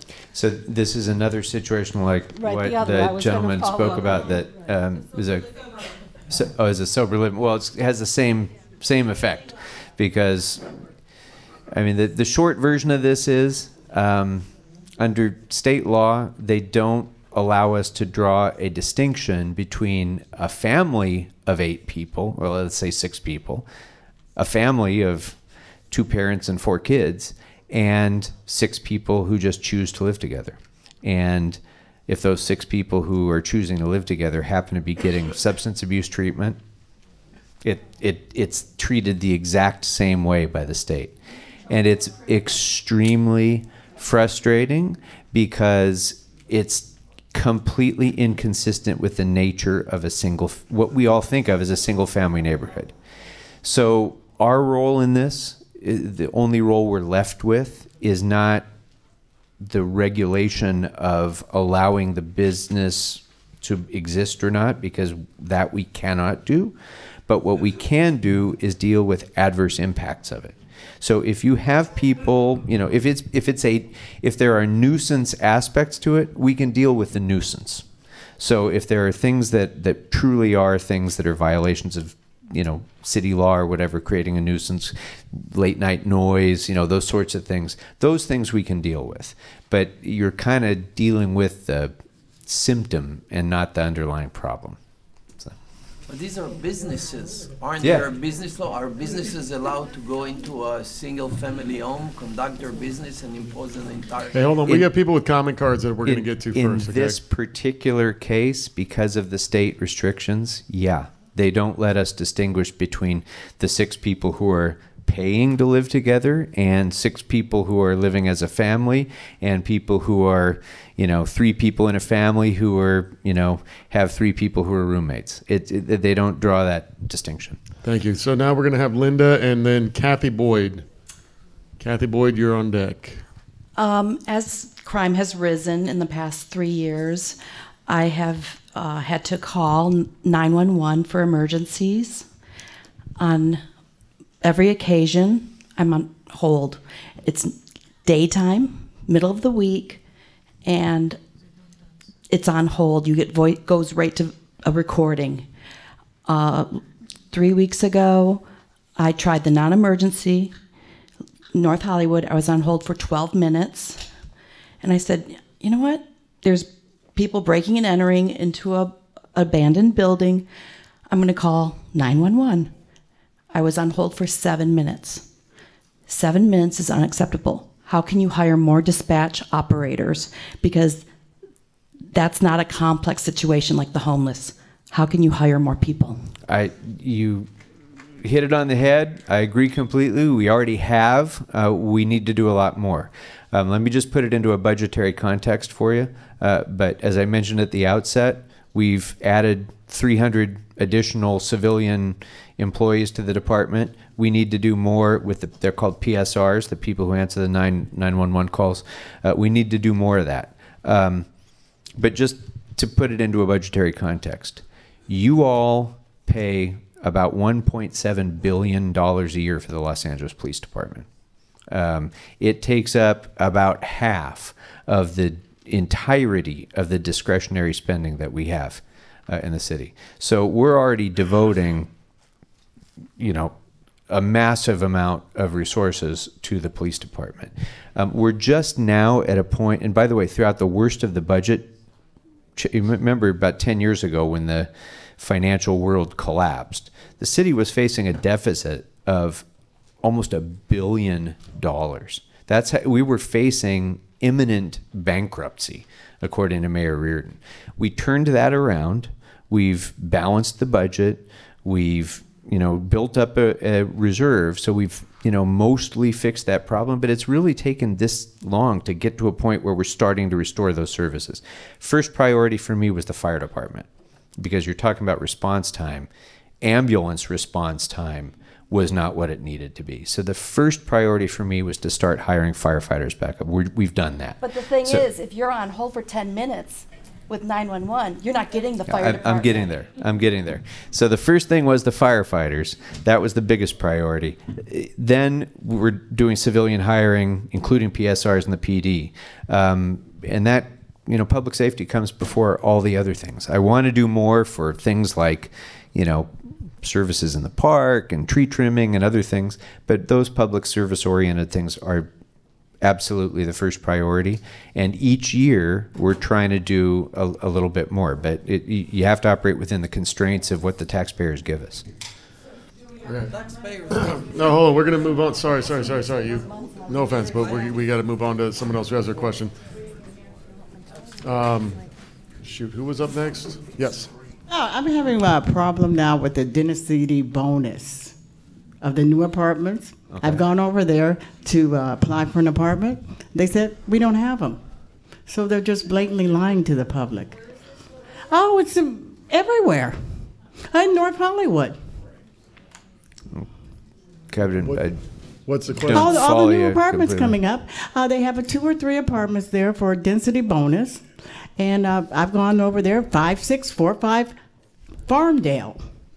I asked the man, oh, no, we don't have that. Okay, well, it could be a few things. I don't know. There cannot be a few things. That he's blatantly lying to the public, and that these apartments are there for very low-income people, and that the very low-income people are not getting the apartments. Okay.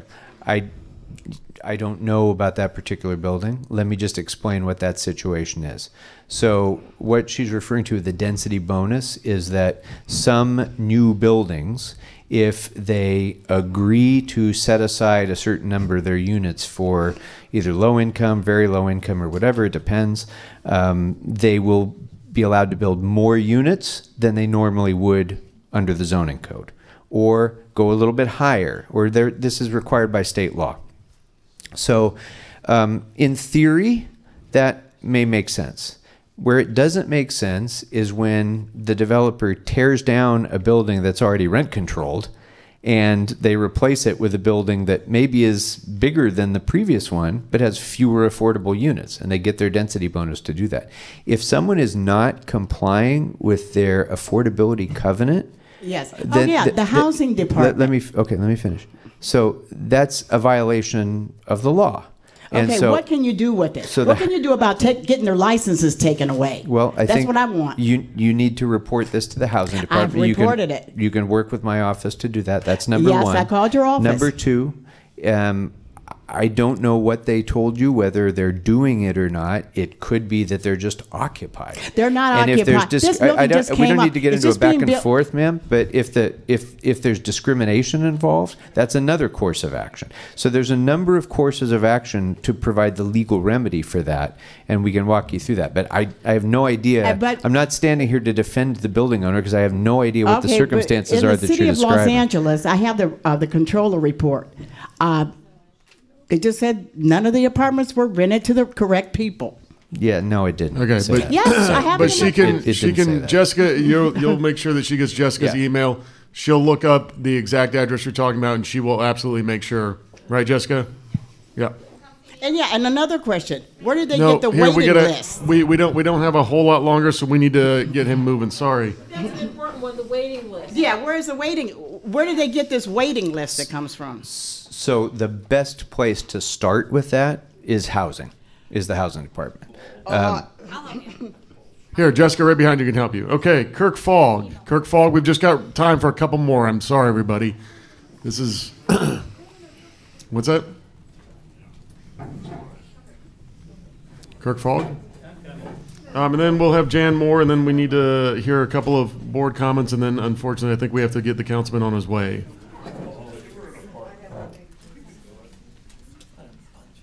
Oh, there it is. So many questions, no time. Couple of random thoughts. You know, I get so tired of hearing about this mental institutions were torn down 50 years ago or gotten rid of 50 years ago, but, you know, and that's what the problem was, and what can we do about it? Well, this city became, or this state became a very, very spendy state. And I don't understand why they didn't go ahead and start putting money back in the mental institutions and start building them up. That I can get behind. I'll give you the short answer to that, because it was not just a budgetary issue. It was also these civil rights issues that I mentioned. There were a series of court decisions throughout the 70s that said that you cannot involuntarily hold a person just because they're mentally ill. But the excuse we always hear is that the funding wasn't there and that's why we got rid of them. And I understand that, but that's not what we hear as people. All we hear was Reagan got rid of him, and well, that's both are true. I mean, both are true. Okay. We should be spending more on mental health care treatment, to be sure. So my second question is a very basic question, and this is for everybody, how's it going? I mean, it's going great, right? I mean, is it really going great? I mean, you got a very small constituency out here that's very upset. And I know you got your plan A's and your plan B's. I think a lot of us have plan B going on in our heads too. There's a real exit strategy going on in a lot of our minds. We're big taxpayers. We're the people here. We are the ones busting our ass every single day in this city trying to make a living. And at some point, we're just going, you know what? Okay, Texas, you know, everybody's got the Texas on their mind. We're thinking Boise, Idaho. We're thinking anywhere but here. And that's what I'm saying. Okay. All the road maps. Okay. Yeah, how's it going? That's what I'm saying. How is it going? And then I heard the last thing was, you know, Beverly Hills doesn't have this problem, but boy, I bet they have an affordability problem, right? But they don't seem to have a homeless problem, but their affordability, I can't live there. I heard somebody the other day say, it's my birthright to live in Valley Village. I heard that at your meeting in Valley Village. I about fell off my chair. I said, well, it's my birthright to live in Pacific Palisades on the ocean with a nice view, but I'm not going to get it. You know, I grew up in San Bernardino. We're third generation, actually, LA. But I grew up in San Bernardino. We're lower middle class people. We busted our ass to get up to make a living. And now, you know what? It's looking like it's a scam. And we're like, I don't want to follow the laws anymore. Like, I don't feel like I got to do all this stuff with building and safety, but yet I don't feel like we really need to do. Why don't I just pitch a tent down by the river and have a party? Well, is that really what is that what you want to do? You want to go pitch a tent by the river? Well, I could certainly start building some sustainable housing for my family down there and doing all kinds of, but it just doesn't seem like... I understand your point. I just don't understand why people say things like that. Like, you really want to go pitch a tent down by the river to save taxes. That was a metaphor. I get it. But my gosh, we're running out of time. Thank you very much. Outstanding point. Who else is going to move down to the river? What's that? You said you don't understand, so let me explain to you why. No, I'm not calling on you. Are you also talking about that you're going to go move down by the river to save money? That's ridiculous. Sit down, please. Sit down, please. That's ridiculous. Guys. I'm happy to come on. Let me explain to you. Sit down, sir. Okay, then we're gonna get the councilman on his way then, okay? Get the councilman on his way, but the people of this city have a right to live in a safe place. I understand that. Do you think that I'm opposed to that? Excuse me, sir. Point of order. Point of order. You have to put a comment card in, and then you have 1 minute to speak. Yeah. Put in your comment card, and then you can speak. Okay. Excuse me. No, hold on. Okay.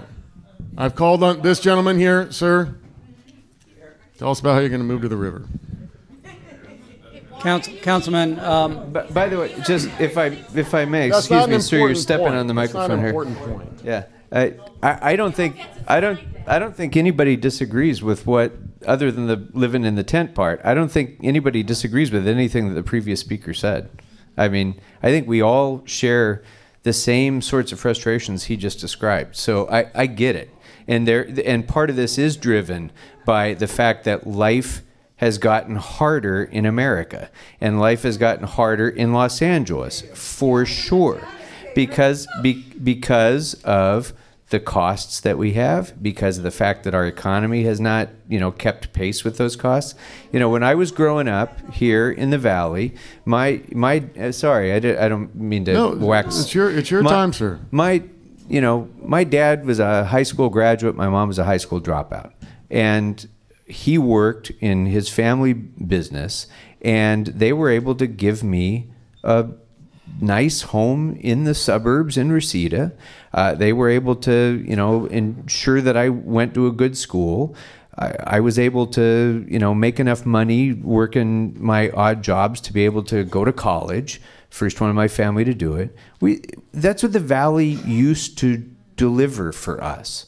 That's why people came from around the country to live in the San Fernando Valley, because you had the ability to do that. You didn't need to be wealthy to have a decent life. You could have a middle-class income and have a better future for your family. Every single one of us in this room shares the frustration that we feel that is either lost or it's rapidly slipping away. And so I don't want to, I appreciate your comment, Patrick, about, maybe we don't literally want to live in a tent by the river, but the point is very well taken.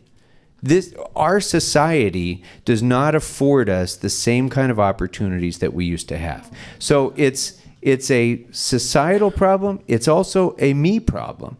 I have a job to do to try to improve the ability to succeed in this society, to build more good jobs, to bring more business in, to be able to give people a decent life. I have the job to try to balance our city's budget in a way that we can deliver services that improve our quality of life. That part, I take very seriously. And believe me, sir, I don't disagree with what you said. I accept the part about moving to Texas. I'm not planning to move to Texas. I'm not planning to move in a tent by the river, but I am deeply committed to the same sorts of things that you're talking about, because I recognize that frustration too. I share it. I'm raising my family here too. It's the same, we have the same frustrations. Anyway, sorry, sir. No problem. To introduce myself, my name is Jan Moore. I'm the president of Charlotte Center Congregation in Valley Village. As you've heard from many other people, our concerns are for safety and for the enforcement of laws. It seems that, as you've stated, that we are scared of lawsuits. We're unable to win a lawsuit. We can't defend our safety and our citizens because of our fear of lawsuits and our inability to enforce these laws. But we can do it in Burbank. They can do it in Beverly Hills. It makes no sense that we're not willing to try and find a way to make these laws enforceable and that they'll stand up to scrutiny within the court system. So the issue that you described, that I think you were referring to, is that this was sort of the group, housing, businesses in neighborhoods problem. Is that because I heard a few people describe that? The homeless situation, the fact that the cops can't touch them, the cops are handcuffed. They're frustrated. We're frustrated. And it seems to be just a never-ending cycle. I'm hearing proposals to put one of these temporary housing things next to Emmett Hebrew Academy within just a few hundred yards of a school. The idea of placing these type of facilities near places where there are children. I don't know where you heard that, but I spoke with that we're doing. When I met with Jessica and also a member from Councilman Ryu's office and also someone from Assemblyman Nazarian's office. This is one of the places they were talking about. And they said, oh, but we'll put it there, but we'll have a heightened police presence. And it was a ridiculous assertion that they made. But the fact that this was even being considered is just ludicrous. And I understand that I can't afford to live in Beverly Hills, and I know my limitations, and I live in Valley Village. And I know Valley Village and lots of the parts of the valley have become very unaffordable. But that doesn't mean that everyone has a birthright, as somebody said. Somebody had the gall and chutzpah to say that they had that as their ability to live in Valley Village. The city of Los Angeles is massive. Palmdale, Lancaster, these are places where there's inexpensive land where you can build inexpensively. Am I saying to relocate these people because they're homeless? No, I'm saying relocate them because that's where we can afford to build the facilities that will allow them to build their lives and then transition back into the community. I don't completely disagree with what you've said. One of the things that I've looked at, and I honestly don't have an answer whether we can compel this. I suspect we can't, but we can offer it. One of the things that I've been thinking is, why can't the city buy some buildings or build some buildings in San Bernardino or some other city where it is a fraction of the price to build? Exactly. And it could be a pretty good deal. You have a decent apartment building with even amenities and stuff, and somebody here who's homeless might jump at that, and we can do that for a fraction of the price of what it costs to try to do it here. So I'm very open to that, and I'm actually kind of exploring it, but let me just, we're mixing up some issues here. One is, where are people going to live sort of permanently, and another is, what are you going to do about shelter, which is a temporary situation. People are in shelter long enough until they can find, stability in order to get into more permanent housing. I don't think, everybody has a birthright to live everywhere they want permanently. But I do know this. I know from experience in dealing with our homeless population here in the Valley and in going to Homeless Connect days and so on, if somebody has been living on the streets for 6 months or longer, and you tell them, good news, I can get you off the streets, get in my van here, and I'm going to take you 50 miles from here where you can get some shelter, they will not go. Because the people who are already at their most vulnerable point imaginable in life are not going to disrupt, are not going to be able to handle it. But if you have shelter near where they already are, you have a better chance of getting them into shelter and off your streets. And how close to your home is this shelter going to be built? That's kind of a serious question, but I already... Why? Because it has to be somewhere else. My point is that it's very easy for the city council to go ahead and say, we're going to put it in each district. But I don't see any of the city council people stepping up and saying, and I'm so committed to this, it's going to be 100 yards from my house. Exactly. Okay. Well, that's... I don't want it to be... I don't want it to be close to anybody's house. But there's once you start doing that, there's fewer and fewer options. But look, at first, that's why I started this off by saying this was rubbish that you've been hearing about the homeless shelter that was going to be built on Ventura Boulevard, or the plans to build a 4-story shelter in Studio City, or the massive new shelter that's being planned for Valley Village. I've heard so many ridiculous things like that gets everybody all flamed up and charged up, and it's all a lie. All of it is a lie. Look, we've been doing this now for 2 or 3 years that we've been focusing so much attention since we passed the master plan on homelessness. We've been working with the county, that we've provided the funding. How much shelter do you think has already been built in the San Fernando Valley? Not a lot. Right? So for people who are saying, well, they're all cramming it down our throats. No, we're not. That's nonsense. Otherwise, there would be shelters built. There aren't. And the reason that there aren't is because at least I can only speak for myself, but I think it's probably true for my colleagues as well, is I am trying exceptionally hard to find the places that are going to be impactful in solving the problem and not impactful in damaging people's quality of life. That's a darn hard thing to do, and I'm engaging with every community in my district to try to join hands with them in doing that. I'm not going to go and just say, you know, I got a plan for a place in Studio City where there should be a homeless shelter. Let's get going. That's ludicrous. First of all of you would have my head if I did that. I know that. I'm not going to do something as stupid as that. And I'm not going to do that in disregard of what communities, want to do. But at the same time, I have to say, folks, we can't all say, never under any circumstances should anything be built within a mile of my home, because there is no other solution left. So we have to do this in concert. That's why I do these town halls on homelessness. That's why I will work with my neighborhood councils and the faith community and the neighborhood associations and Neighborhood Watch and all of the others to try to find the best solutions for this. But if any of you think that the best solution is the status quo, raise your hand, because I don't think, okay, well, we got one, but I don't think it's a good idea having 50,000 people living on the streets of Los Angeles. So I got to come up with another solution. And that other solution involves walls and roofs and doors and bathrooms. And they got to go someplace. So I'm sorry if, people don't want to hear that, if they think, well, why don't we just push them all into Burbank? But that isn't going to happen, folks. It's not going to happen. So if you want the change in your neighborhood that comes from getting that problematic person off of the lawn or off of the bus stop or out from under the bridge, the only solution to that is providing housing for them. And we are going to do that. We're going to do it together, but mark my word, this city is going to do that.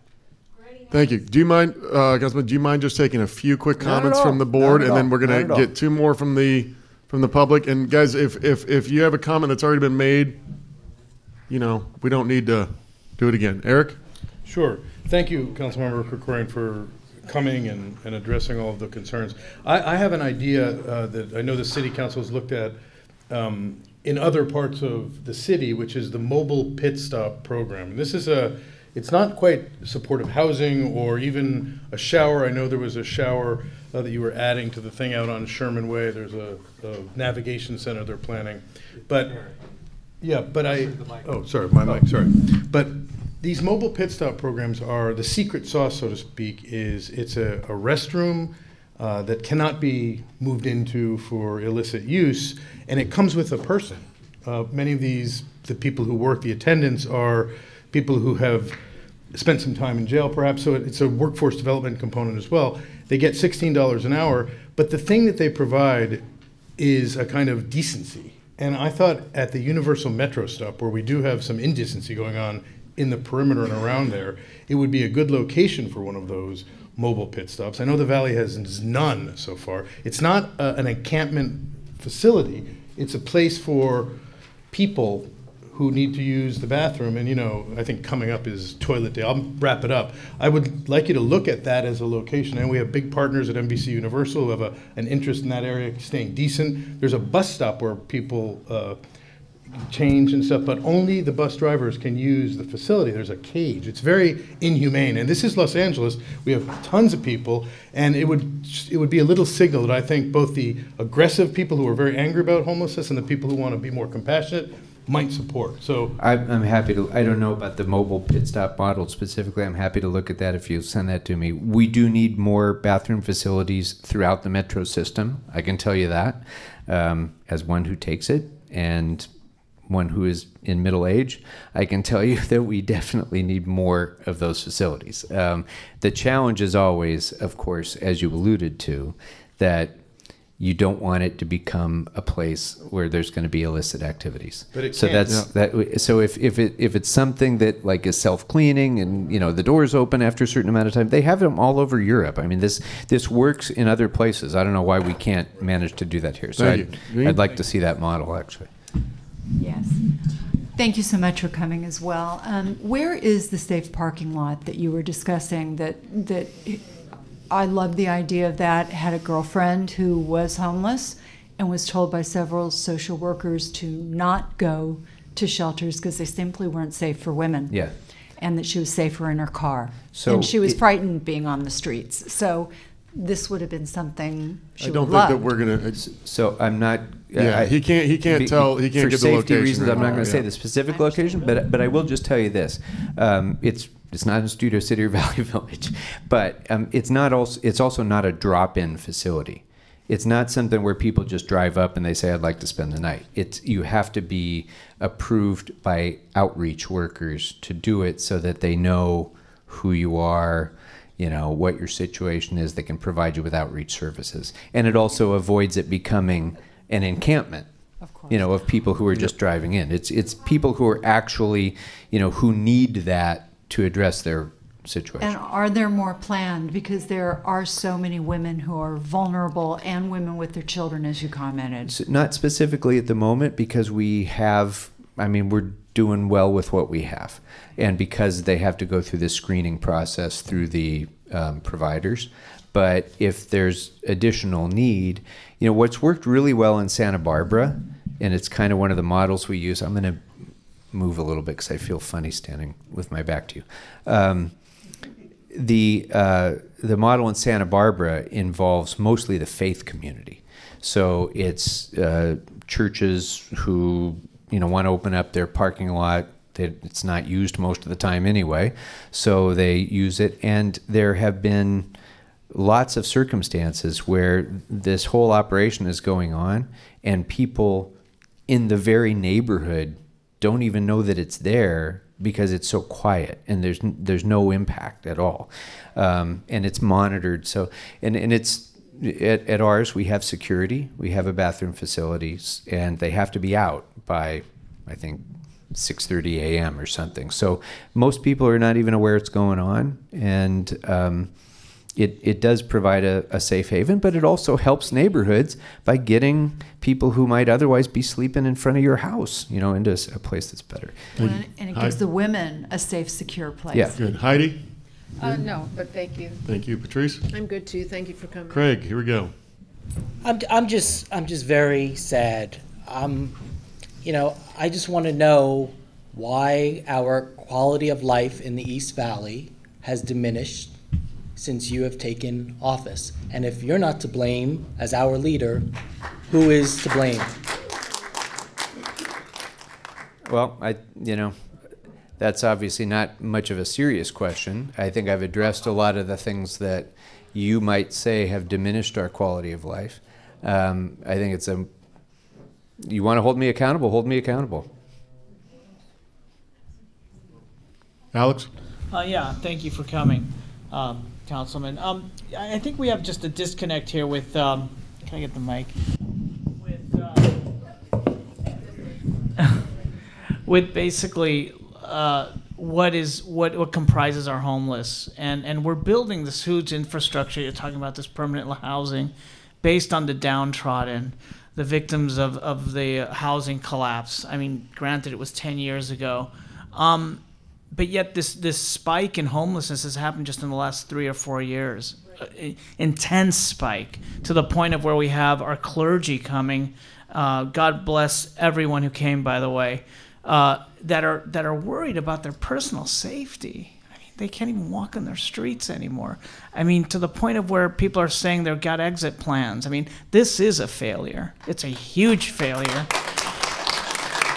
And whether or not you are personally responsible, it's a segment. You are a councilman and you're representing a council district, or it could be all of our councilmen and our mayor are absolutely responsible for this complete disintegration of our quality of life. Whatever it is that happened, whether it means that police union has to go and sue the state for these 2 stupid laws that were passed, whether it means that our weak city attorney's office that won't take on, you're saying small potatoes? Excuse me, Councilman, we have economies of scale here. We have a $6 billion budget in the city of Los Angeles. You're telling me that we're vulnerable? Really? And little towns like San Fernando, who has a per capita income that's maybe a third of ours? No, I think you they missed have a the better point. quality I of think life. you No, missed the point. And I'll just finish. I'm sorry, Yeah. and I'd love for you to respond. Sure. Yeah. My point is that I'm just bringing up things that were talked about. Small potatoes or not, we are the second largest city in the country, and if we don't have a city attorney's office that's willing to take on whatever challenges are being brought forth to us that are causing our people to stop doing what they do in their lives, to come here and redress their problems. This isn't their job. Their job is to work and raise beautiful families and enjoy their lives here. Thank you for coming here. But please, councilmen, listen to these people, because there is a failure at our feet, and I don't care what's spoken of and what's explained away. We're still here, and we still got some big problems. Okay. Okay, thank you. No. Mr. Welsh, Richard. No, thank you for being here this evening. It's been a really interesting discussion, and I appreciate your nuance, honesty, and empathy in this discussion. So thanks. Thank you. Mr. Schiller. Thank you for coming. Mr. Schwellenberg. Yeah, I just wanted to ask, I actually do know the answer to these things, but I wanted to ask you anyway. With bridge housing, supportive housing, and the safe family parking or safe parking, all of those things are, it's not check-in per night, correct? It's something that someone is housed there through the CES system. Exactly right. Okay. Exactly right. So just, and to translate that a little bit, when people think about bridge housing, for example, and they think about a shelter, a lot of times people think, well, I've driven past the Union Rescue Mission. I see what that looks like. I don't want that in my neighborhood. That's not. It's an entirely different category of thing, because it isn't a drop-in. You don't just drive up and say, hey, I want a place for the night. These are places where people are housed after having gone through an outreach process by working with, LA Family Housing or something, and they're placed there. You don't just drive up and say, hey, I want to spend the night here. And I just wanted to get a raise of hands of people in the audience. Have any of you been on any of the tours of permanent supportive housing in the Valley here at all? You're gonna be tomorrow all night. Okay, great. There's still some open slots, so if you're interested after the meeting, you can come see me, or if you email homelessness@studiocitync.org, and you're interested to actually go and learn. I've been on the tour. People have gone on the tour. It breaks down some of the fears that go on, and the place that we're going to tour is. We're actually Keith is talking right now. Yeah, thanks.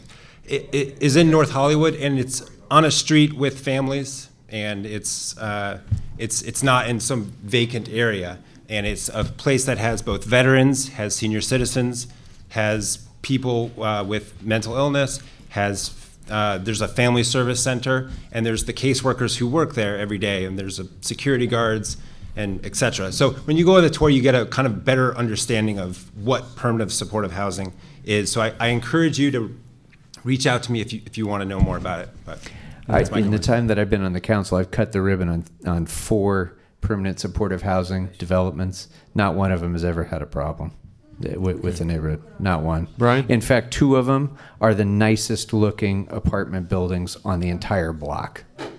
Brian? No, I'm good. Thanks for coming. Are you sure? Yes. Mr. Sussman? Yeah, I'm on the verge of it, but no. Thank you for coming, and also I agree with you. This is a difficult, complex issue, emotional for many people, but it's going to have to be solved and in all the neighborhoods, and it can't be a NIMBYism thing. That just won't cut it. Thank you. Lisa? Agreed. Thank you for being here. Mr. Niederberg? Yeah, thank you for being here, but I keep reading this stuff saying that the permanent supportive housing costs a lot more per unit than the regular housing. It seems to me that maybe the compromise should be moved a little bit, maybe providing less services, but getting them off the streets with bathrooms and stuff like that. Because the actual staff members on site take up room. That's that many rooms that you can't have for people. I agree with you 100%. We don't have a single development that comes before the housing committee that I don't drill them on why it costs this much money. It's unfathomable to me that you can build in the private sector. You could go and build, an apartment building for, you know, 2/3 of the cost or half the cost that we do for this. But part of the cost is because there's on-site services, and it's less room to, you know, receive revenue and so forth. But also, the USC Real Estate Department says the cost per unit there is much, much, much cheaper than anything proposed to the city or county for housing. And that stuff is brand new, up to every code known to man, because they just opened it, you know. And why? How can they build it so much cheaper? I'm sorry, to build what? What USC project are you talking about? The new dorms at USC. Oh, well, dorms, you know, are not permanent supportive housing. But yes, I take your point, and I agree with you. They got whatever you need, and they're up to code. Yep. Now, we're gonna. Yeah. If it's okay, I know that you got to get out of here. We're going to have one more question from the audience, and then we're going to get you going. Roxanne, if you have one more. Hi. Oh, I didn't. Oh. Hi. I just wanted to say 2 questions. One, it seems to me that there's a lot of talk about how we need more revenue and this is going to cost a lot of money, and you know, and the statistics and the numbers. And I'm not understanding. It seems we have $2.5 billion that we collected because of HHH and H. Are you saying that's not enough? 2, the self-reporting of not being mentally ill or on drugs is, I think, a suspect figure. And I think officers on the beat will tell you that what they're dealing with and what the rest of us can see with our own eyes as we walk on our own streets on a daily basis is that the problems are coming from people who are not interested in housing. It is not a housing issue. It is a, hey, I don't have to do anything to live in a civil society issue. So that's my first question, is about funding and where these numbers are coming from. It's a huge public health issue. Typhus and Hep A are just the tip of the iceberg, and it's going to get worse. I'm from a third world country, and it seems we've imported those conditions here, and that's not cool. But the big question I have is why we have the same number of police officers in Los Angeles that we've had for the past 20 years, when 20 years ago it was woefully understaffed. And the truth is that New York City solved similar problems in the late 70s and early 80s by using broken windows policing. And yes, it is not a crime to be homeless, but it's a crime to crap on my sidewalk and to block access for disabled people and to spread typhus and general detritus all over the sidewalk. So why aren't we just policing?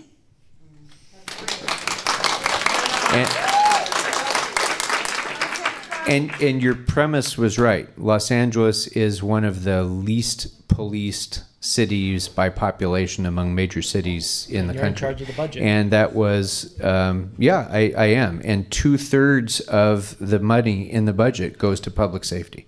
So if for Union example, expenses or actual officers on the street? Union expenses or officers on the street? I mean, is there a way to split it up? That's something we'll have to take up with the chief of police when he comes to visit you in January at my request. But there's about half of their budget, $1.7 billion budget, goes to patrol. Mm-hmm. The rest is detectives, brass, equipment, all of those sorts of other things. So I don't disagree with you that I want more of that allocated to patrol. But you can allocate that, yeah, because we only have 5 cops on the street in the valley. Hold on. No, I can't. We have a chief of police. The city council does not tell the chief of police how to deploy police officers. Mm-hmm. Because if we did, you would have a politicized police department. We'd be back in the days of the corrupt police departments of the 50s and so on. So that is not the way it works. Mm-hmm. We hire a chief of police who commands the department. And that's, I think, even when it sometimes I wish he would do differently, I think for the good of the city, you don't want politicians saying where the police should go, because then you're going to get disproportionate impacts. So no, I'm not, sir. So are we going to continue to have this back and forth? We're going to let the councilman down his way. Sir, I'm sorry. I'm trying to answer her question. Let me answer her question. You want to talk afterwards? Why don't you just sit down in the meantime, and I'll answer her question. Mr. Krekorian, you're good. Don't worry about that. We're going to give him. So the first part of your question, I'm sorry, I've already forgotten. It was about the funding. About whether there's enough money. Not enough? Yeah. It was a huge investment. and it's going to make a difference. Whether it's enough depends in part on what Mr. Niederberg raised, which is if we're going to spend the bulk of that on permanent supportive housing at $500,000 a unit, no, it's not going to go very far. What I would like to see is more emphasis on, temporary housing, bridge housing, but we have to have some of those units to deal with the very people you're talking about. Now, you are right that what the police will tell you and what you've experienced is, yeah, the people who are causing problems are those people who have mental illnesses. That's not the majority of the homeless population. It's the majority of the people who cause problems. But I would say the majority is actually the drug. So the drug issue is bigger than mental illness. So they can be conflated and look different. But it's not helpful to make fun of people with mental illness, even when they're in the room with you. And I found that very, very hurtful. I can't believe it came out of your mouth. I love a good joke, but I actually don't think that Mr. Spindler has a mental illness. I think he just tries to be obnoxious. So it was a little bit of a disagree little there, bit of a Mr. knock. Krekorian. So, yeah. Okay, we're going to go ahead and take a 5-minute recess. Everybody, thank you so much for coming to the first part Thank of you this all very meeting. much. Appreciate your coming down. Thank you.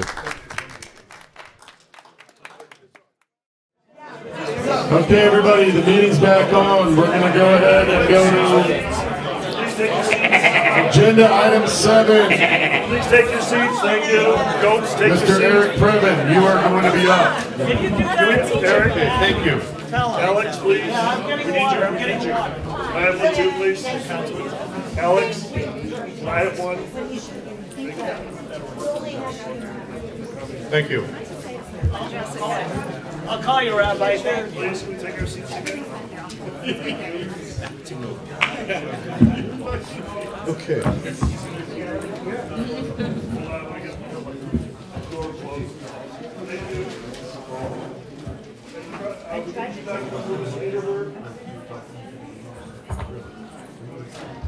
Okay, so the Government Affairs Committee report. Let me simply say we were very happy and pleased to report that the open forum event at the library for the 2 Fridays up to the election. We did a good job of informing our constituents of the people who were on the ballot and some of the propositions. They were both well attended. It's worth noting that the sheriff contest is still out there. We heard from both of them, the sheriff himself and also Mr. Villanueva, so we'll find out the update. But thanks to all who participated, and we look forward to more open forums, and I was pleased with the way everybody behaved, even though it did get, like tonight, a little bit vocal. So with that, moving on to the 2 items, we did have a Government Affairs Committee meeting on last week, and there were 2 items that we talked about. The first one was a follow-up on the campaign finance ordinance item that we had sent a community impact statement on. That, to refresh the memory, is public matching money and the way the city doles it out amongst fields of candidates for their own elected offices. We made some recommendations. The council's in fact considering some of those things. In particular, lowering the threshold. 2 council members in particular, Koretz from CD5 and Mike Bonin from CD11. So those are 2 very well-off districts, just for the record. And we've invited them, because they made a motion in this direction and are considering a motion, to come to Studio City to explain a little bit their ideas and to, see what they think and hear from stakeholders and, in an open forum-like setting, because we like the idea of hearing equally from the electeds, but also from the people and from so on and so forth. So with that, the motion is simple. It's for the board of the Studio City Neighborhood Council to send a formal letter of invitation to these 2 council members, Paul Koretz and Mike Bonin, basically inviting them to come here to discuss the current state of the city elections and the financing thereof with the board and stakeholders. So that's the motion. If we would like to vote on that motion, we could do that, or if there are questions or... We have to take public comment first? We might want to take public comment first. Sure. Okay, Richard. Then we'll do the board. Let me add, as you're coming up, Richard, just that the reason why we want to do this is because we did a little analysis, and in 2017, during the election cycle, of all the public matching money that they pushed out the door, only 20% of the field of candidates got any money whatsoever. So it was a wide discrepancy, and we're trying to work with the council members to equalize them. Go ahead. I want to say in opening in response to that I am not fundamentally opposed to either one of these motions. My comment addresses this one and the other one in the last couple meetings of things that government affairs have brought forward. I believe that a lot of this is a misdirection of effort, regardless of how noble the causes are, when government affairs could and should be focusing on issues that are much more directly affecting our quality of life here in Studio City for our community, and have a direct effect on the community, the business community, the residential community, everything. Items such as street vending, which is back on the floor because the state passed a law and our current street vending code ordinance is invalid and is being rewritten, has to be rewritten quickly. It's a time-sensitive issue. It hasn't been addressed. It's great that you're addressing these things, but really, we have Studio City-centric issues and not just grandiose, quixotic quests of, questionable value to us stakeholders. They're important. They're not. I'm not saying it's completely invalid. I'm just saying, as a priority level, there are other council files going on that really need to be looked at, really need to be addressed in a timely fashion because they directly affect everybody here, regardless of stakeholder status, business, resident, whatever. And you can pick most of those up if somebody goes to bank, like I do. Thank you. Yes. So as you hear outside, the Armenian is still out there politicking. So, but if you were here, you would understand that it's making. Oh, the door's open. Yeah. Okay, that's for him. Yes. Now back to the subject. All right. So we support this motion. It's a good thing. And I know that Mr. Dirty out there would not support it because somebody like, let's say, Mr. Preven could get on the city council, God forbid. So we need little donors like me. Think about me being on the city council, what that would be like. The first formal puppet.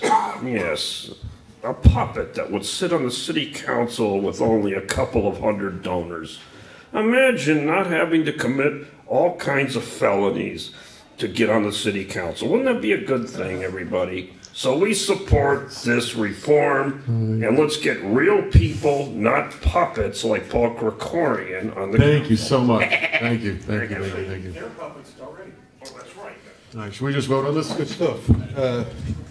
Yeah, we can vote on it. If anybody has any questions, or I don't want to ram through something that's I think this is pretty something clear. I think, Yeah. everyone who had a chance to read through it's probably going to go ahead and, Eric, I think you're going to be good on. Okay, well then we can vote on it. Okay, let's vote on it. Since it's not funding related, we can just do show of hands. All in favor of 7A? Yeah. Fair enough. Sussman, was that a no from you? No, it's a yay. Okay, so that's a unanimous? All right.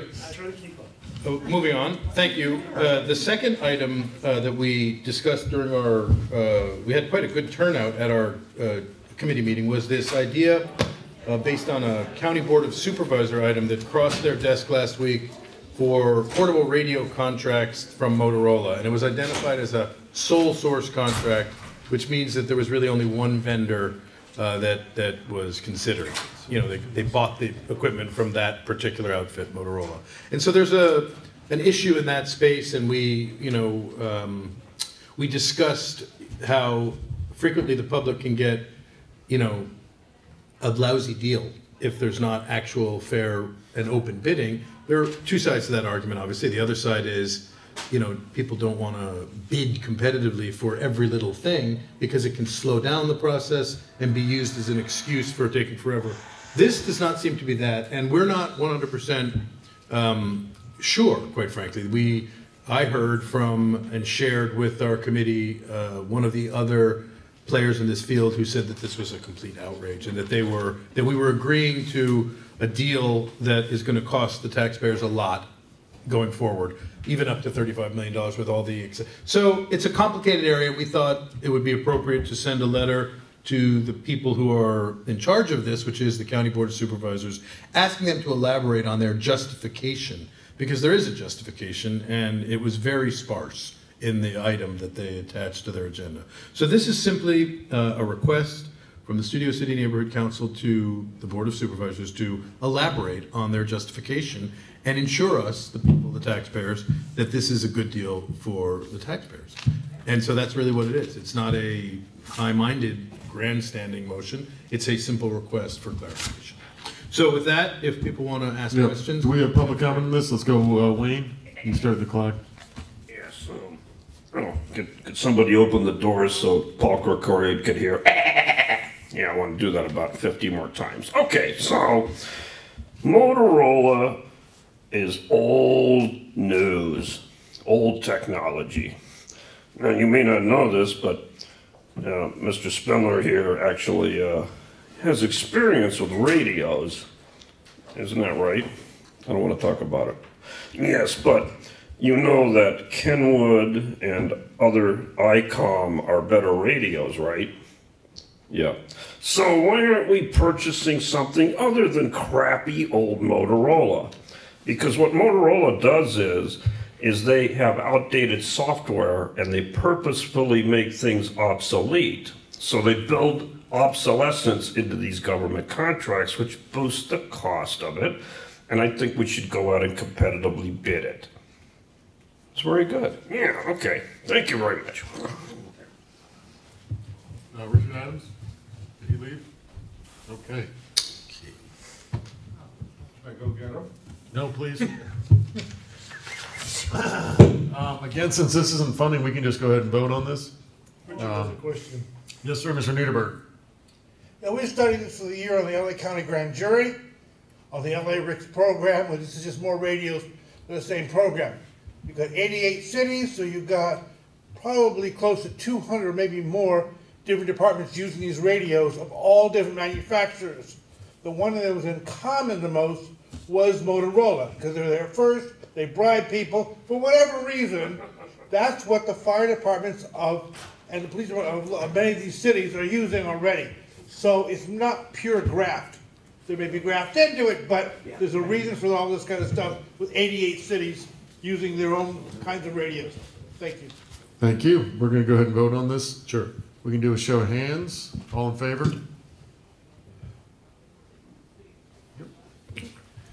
Thank you. And that concludes the Government Affairs Committee report for tonight. Thank you, Eric. Public safety. Okay. I think overall, our pressure is working when it comes to public safety. I mean, the fact is, it's a small step and it's a small amount of officers, but more patrol is coming to the North Hollywood Division come January. And it was Chief Moore who decided to share the news publicly based on my tweet. You can look at it. He retweeted my tweet. You saw that, Lisa? Yes. And I think that is a step in the right direction. Our pressure has worked. Our pressure has made, even if it's just a little minor difference. And I think we saw it again. We were the only neighborhood council to support the LA Times asking for the mayor to release his documents regarding security detail out of town. And he released it less than 2 weeks after we voted and sent that motion in. So, not bad. Good.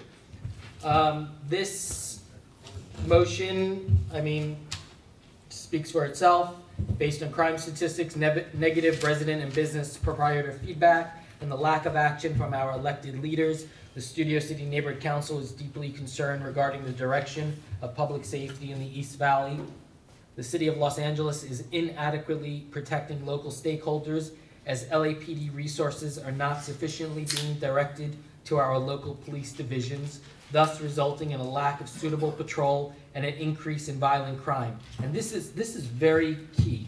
Violent crime is up 8.7% in North Hollywood Division, while citywide it is down 2.7%. Aggravated assault is up 13.3% in North Hollywood Division, while citywide it is down 0.3%. Robbery has increased 6.1% in North Hollywood Division, while citywide it is down 4.6%.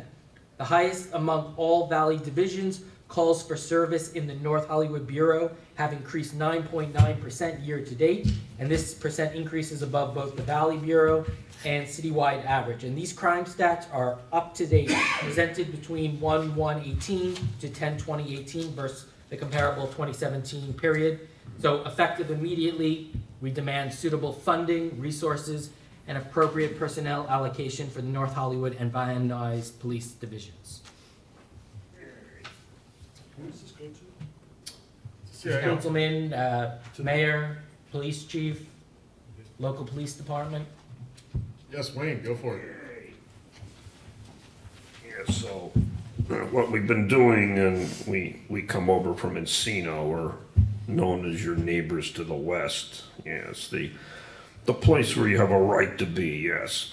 So what we're doing is we're taking and actually pushing some of our homeless criminals and other mentally disturbed people further east. And so they've landed here. Now, we're sorry we've been doing this, but we figured since Paul Koretz is a little bit busy and we don't want them on Ventura Boulevard, we push them further and further, trying to get them over Cahuenga. So if you could continue our movement by having the cops just take, when they're not looking, turn off the cameras, and give them a little billy club to the back of the head and just keep moving them along, we'll get them into the Hollywood division. That's the goal. So we're expanding this program. We urge you to support it. And then we'll put all of these SOBs in Hollywood where they belong. That's where they came Thank you, from. Wayne. Yes, thank you. Thank you, Bob. Can I ask a question? No. Ladies first. I found out that there's private fire departments, which was an interesting twist. And I was wondering about private security. What about Studio City looking into security that goes around? On this This is about motion. right now. Right. We've touched on that, and we could discuss that after. Okay, all right, great. Thank you, Mr. Adams.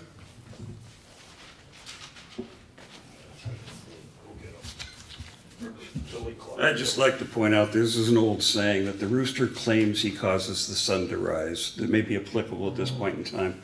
I would also like to point out that I mentioned a couple months ago that when I tell people, friends of mine, that there's a more diplomatic way of approaching something or stating it, they usually listen because I have a lifetime supply of diplomacy intact, I say, for special occasions.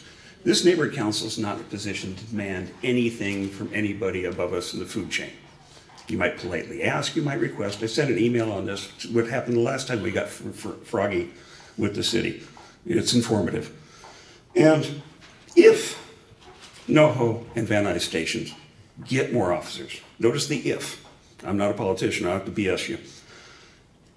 We actually get cops at these stations. They will be assigned by the station chief and the watch commanders according to CompStat data.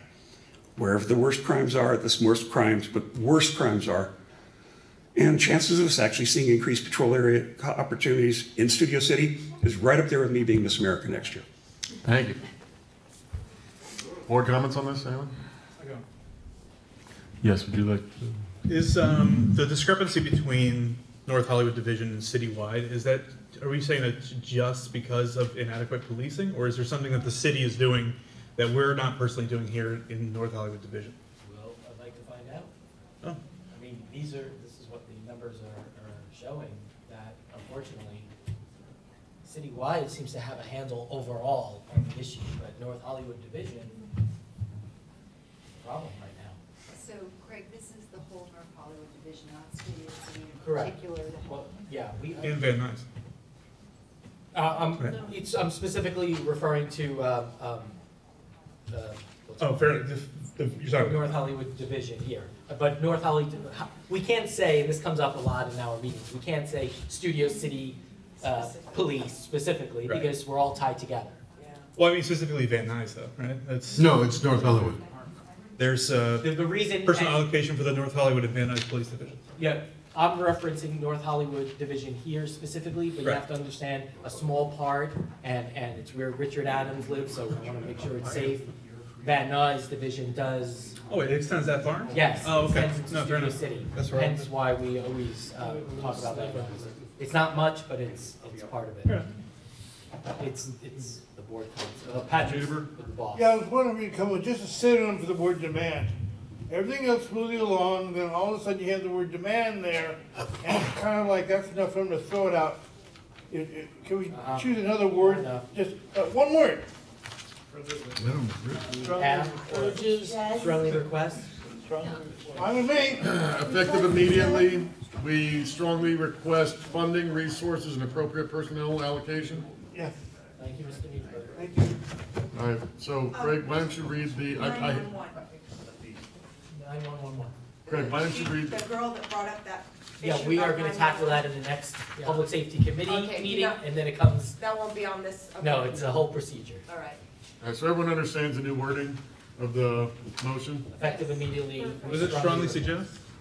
We strongly suggest. Suggest? Suitable funding. Well, request. Request. Order you. Of course. We mandate you. We strongly request suitable funding. Okay. We can just do show of hands on this one too. All in favor? No on Sussman. Are those no's or abstention? Mine's a no. No. Sussman, no? Okay, motion passes. Mr. Richard Welsh, take it Can I away. borrow your copy of the agenda? So did everybody have a chance to read all of the MER that went out? Any questions about the MER? Anybody, we could start at one end and, or? Well, no, I think we have. Go ahead, you don't have a question. Sorry. I don't have a question. Do we have public comment on? For some reason we do. Oh, okay. I'd love the public, oh, of course. Can you do this without your lips moving, please? It would be so much, the illusion will be so Yes, so much more complete. Well, yes, but it's good now that me and Mr. Spindler are now covered by Title II of the ADA. Thank you to Mr. Krekorian. So now, the MER, yes, the monthly expenditure report, okay. So, we need to start stealing a little bit more every month, that's the problem. It's too honest. We have to get more in line with what the city council and Jose Weezer, for example, likes to do. Because believe me, if you can get an FBI raid and still not be in handcuffs a week later, you guys know you have carte blanche to do whatever you want with the money. You know what I mean? So, remember, pad your wallets. And remember, it's Hanukkah, it's coming up. And even that holiday for the Goyim, I forget what you call it, Xmas or something. So anyway, I support it. Thank you. All right, any other public comment? Nope. Board have questions on the MER? Yep. I was kind of confused about there were like 4 charges for printing on the 23rd, 4 different ones, or were those repeated? There was I didn't understand all there were that. two that were separately invoiced, but that showed up as one charge, so there was kind of doubled. I had to, because of the way the portal works, I had to double the documentation, but basically that was reprinting another 1,000 of the homeless resource guides, and printing the Luminaria bookmarks / parking passes. So those all came through, but they're really I think there were there were 3, and there was 4 there were like 4 separate invoices. They weren't all charged twice. That's correct, and it's pretty much impossible with the way that the county clerk is keeping an eye on things to get duplication of that sort in the system. One other question, Beeman Park. Beeman Park, okay, so let me just quickly zoom out. We're current with everything, all board member reimbursements. I've got to redo mine, you'll see it's on the agenda because I messed up. Tried to get myself an extra $20, but it didn't fly. But I'm in the same boat where if I don't, we sometimes it takes the eye of the city clerk to make sure that everything's going properly. So that's why I'm on here again from last month. But we're all caught up with board member reimbursements. We have, and we're caught up with everything from last year. We've got Beaman Park. I think what we're going to have to do with Beaman Park is come up with a reasonable plan to sponsor maybe the winter event and do the paperwork that's required to do either a joint event or get some kind of a credible invoice from them for that amount. I mean, they gave me an invoice for face painting and banners for whatever it was that we had approved several months ago, which was like a $2,000. I mean, it seems like really expensive face painting. So we need to, I think. Well, it basically goes back to the same thing that we had with Tree People, where they never got paid for last year. Yeah, but Tree People is covered now. Chamber. Yeah, and the Chamber of Commerce, I think they've come up with a reasonable invoice that is credible and will be approved by the city clerk. We can either pay that by credit card or pay that by check. The invoice from them came up for over what the board voted in favor of giving. I understand, but it's. So if you've shown that to the no, I have not. I have not. Submit it and see if it. I mean, it's horribly embarrassing considering last year they didn't get paid after we approved. This year it's been since July. Yeah. Well, I don't know. I can't speak to last year, but I will say that. You're talking about Tree People or Beaman right now? We're talking about Beaman Park. Beaman. This is the second time in a row. Yeah, but we're not done, and I haven't given up on it yet. Yeah. Okay, but I will say that when I early on said, you know, we can do this as a neighborhood purpose grant, which is kind of the fail-safe way to go about giving, I think, a large, you know, $2,000 chunk of money.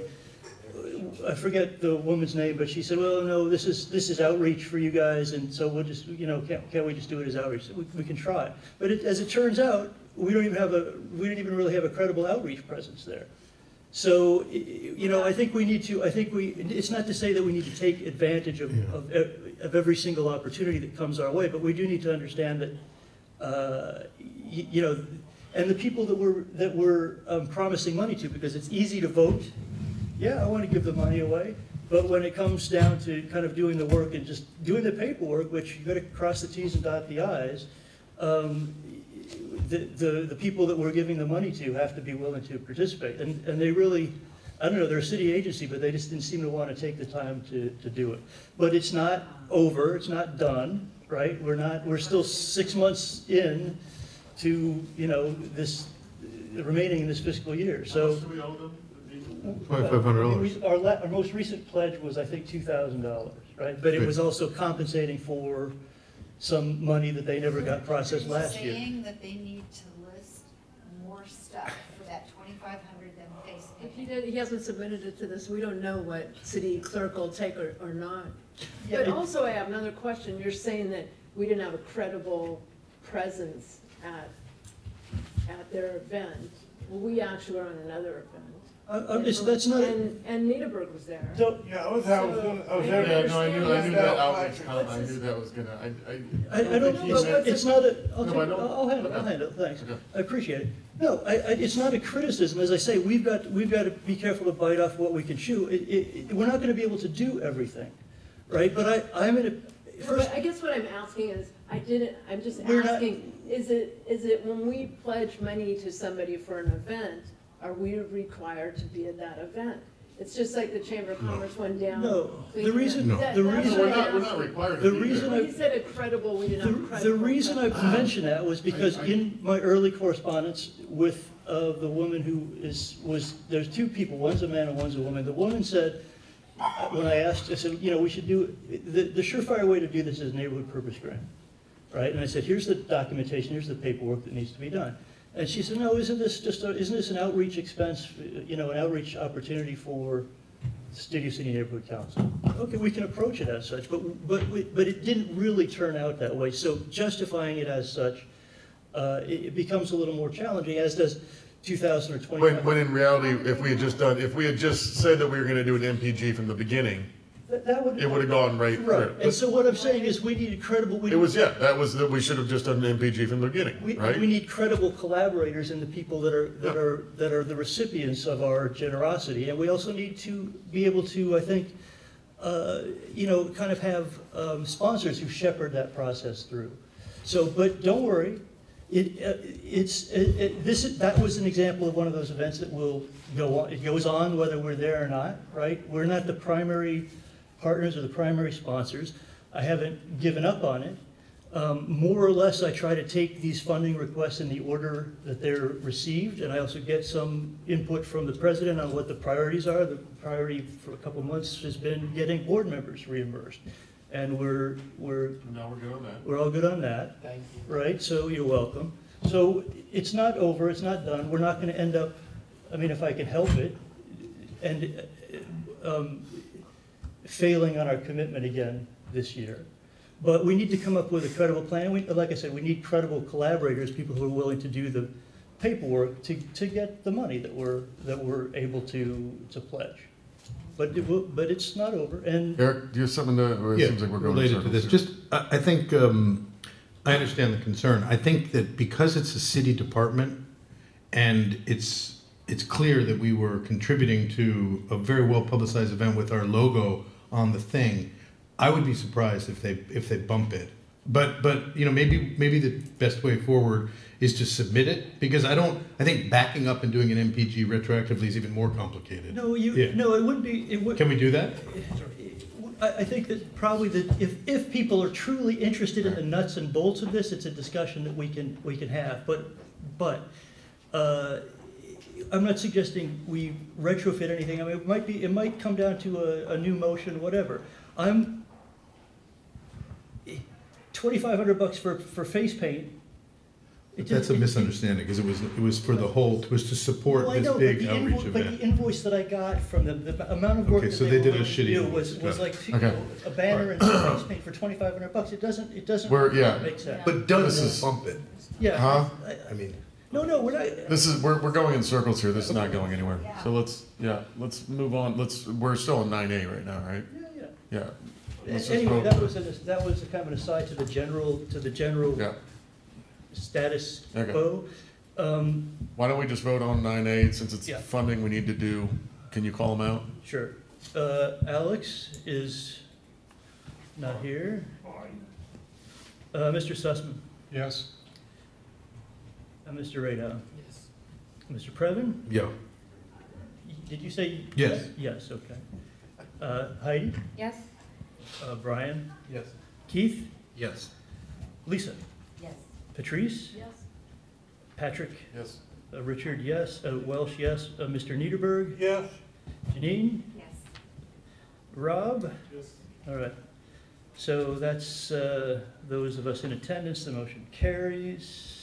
All right. Yeah. If we can cover some of that stuff strategically as an aside, but it will get done. Or I will die trying. Okay. Don't die. All right. Do you have a comment on 9B, Mr. Niederberg? It's actually 9A, but you didn't ask for input. Today, for example, getting the food basically came $202, but they knew it couldn't be more than $200. So you have on your slip, you've got one is the original thing for $202 and change, the other is the credit card thing for $200. They did exactly what you're supposed to be doing as far as the money is concerned. They just got the paperwork wrong. I'm afraid that the city is going to flag that because it doesn't agree, even though everybody knows what's happening, but they don't know what's happening. If the city flags us over $2 of extra pizza, then the city's really. No, we got a discount. Okay. Yeah, but they do like things to match up, and if they don't, They like it to gets match kicked up. back. So, Okay. yeah, but that's just how it is. And I mean, it's not worth fighting it. You kind of have to learn to bend to make it work. Let's go on to 9B. So in connection with that, should I make my amendment to Yes, 9B? please. So this is for reimbursement to Eric Preven, who's me. But because the first two expenditures of $6.35 to get photocopies of the very nice flyer, courtesy of Brian, who did a great job making it, volunteering, I spent the money on the 23rd, which was before the date of the event, so it hadn't been approved yet. So I'm removing the $12.70 from this total and creating a new total of $253.84 in reimbursement, which covers all of the costs that were incurred, which include on each of the nights, some sandwiches from the Costco, some coffee from the Starbucks, some cakes, and some of which are still in the office, some water, and just low-level copy costs that are all the receipts are in this thing. So the only change is that the total is now 253.84. 253.84. Right, which is again something that a recommendation I made to Eric at the beginning of the evening, because the city clerk and the funding manual specifically say that they will not reimburse board members for expenses that occur prior to approval by the board for those expenditures to be made. So Eric, you're going to be out $13. No, I'm going to resubmit it. We'll take a 1270. Good for you. 1270. Yeah, but it doesn't, no, you're not serious about that. Well, I'd like to. Well, I mean, I thought it was just because it was going to tangle it up. You can try, but the as much as I like. Here, does anyone have public comment on 9B? Wait, why don't you tell us your thoughts on Eric's 253? That's right. Hey, 1270. We vehemently oppose that. We want Mr. Preven to get his $13. I've been losing sleep over this. This isn't right. $13 is a lot of money. I mean, you could park for 15 minutes downtown with $13. That's a lot of money. Point of order, it's 1270. Oh, okay, 1270, yes. So I think we should make a separate emergency motion to give him back to 1270 tonight without notice and an opportunity for anybody except me and Mr. Spindler to comment on. And that way we'll slip it past the clerk's office. But again, you have to look at Jose Huizar. I mean, 1 week after an FBI raid and he's not in handcuffs, I don't think you have much to worry about.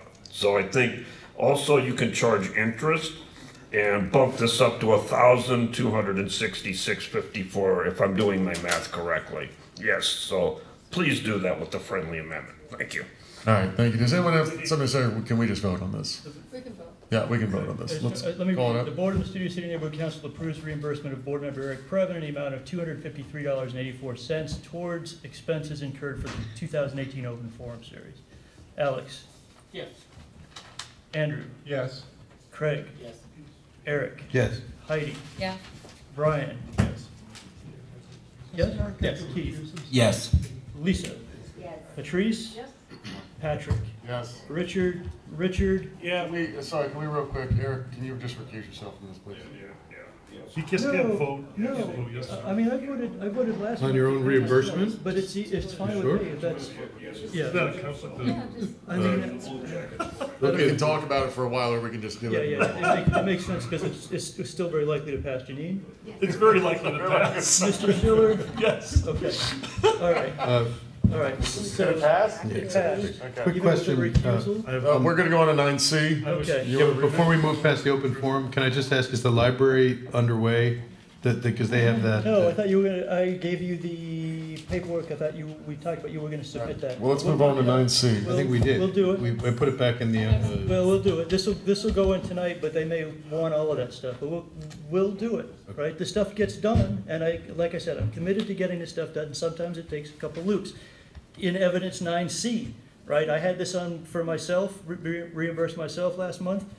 I overpaid by $20 because I didn't notice there was a discount. I was looking at the top of the line versus the bottom of the line. The city clerk caught it, sent it back, said get another back taken care of. So that's what this is. I'll read the motion. The Board of the Studio City Neighborhood Council approves reimbursement of board member Richard Welsh in the amount of $198.48 for outreach expenditures per the July 18th, 2018 approved budget for homelessness related outreach. $198.48 for printing 1,000 East Valley resources for homelessness flyers.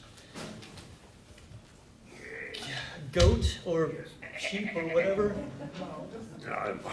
That's highly offensive. I'm a I couldn't goat. agree with you more, but what do you want me to do? Well, Get anyway. out of here. This is just destroying. What? Lose board Well, members. look at this. Well, yeah. I'm the little Sussman baby.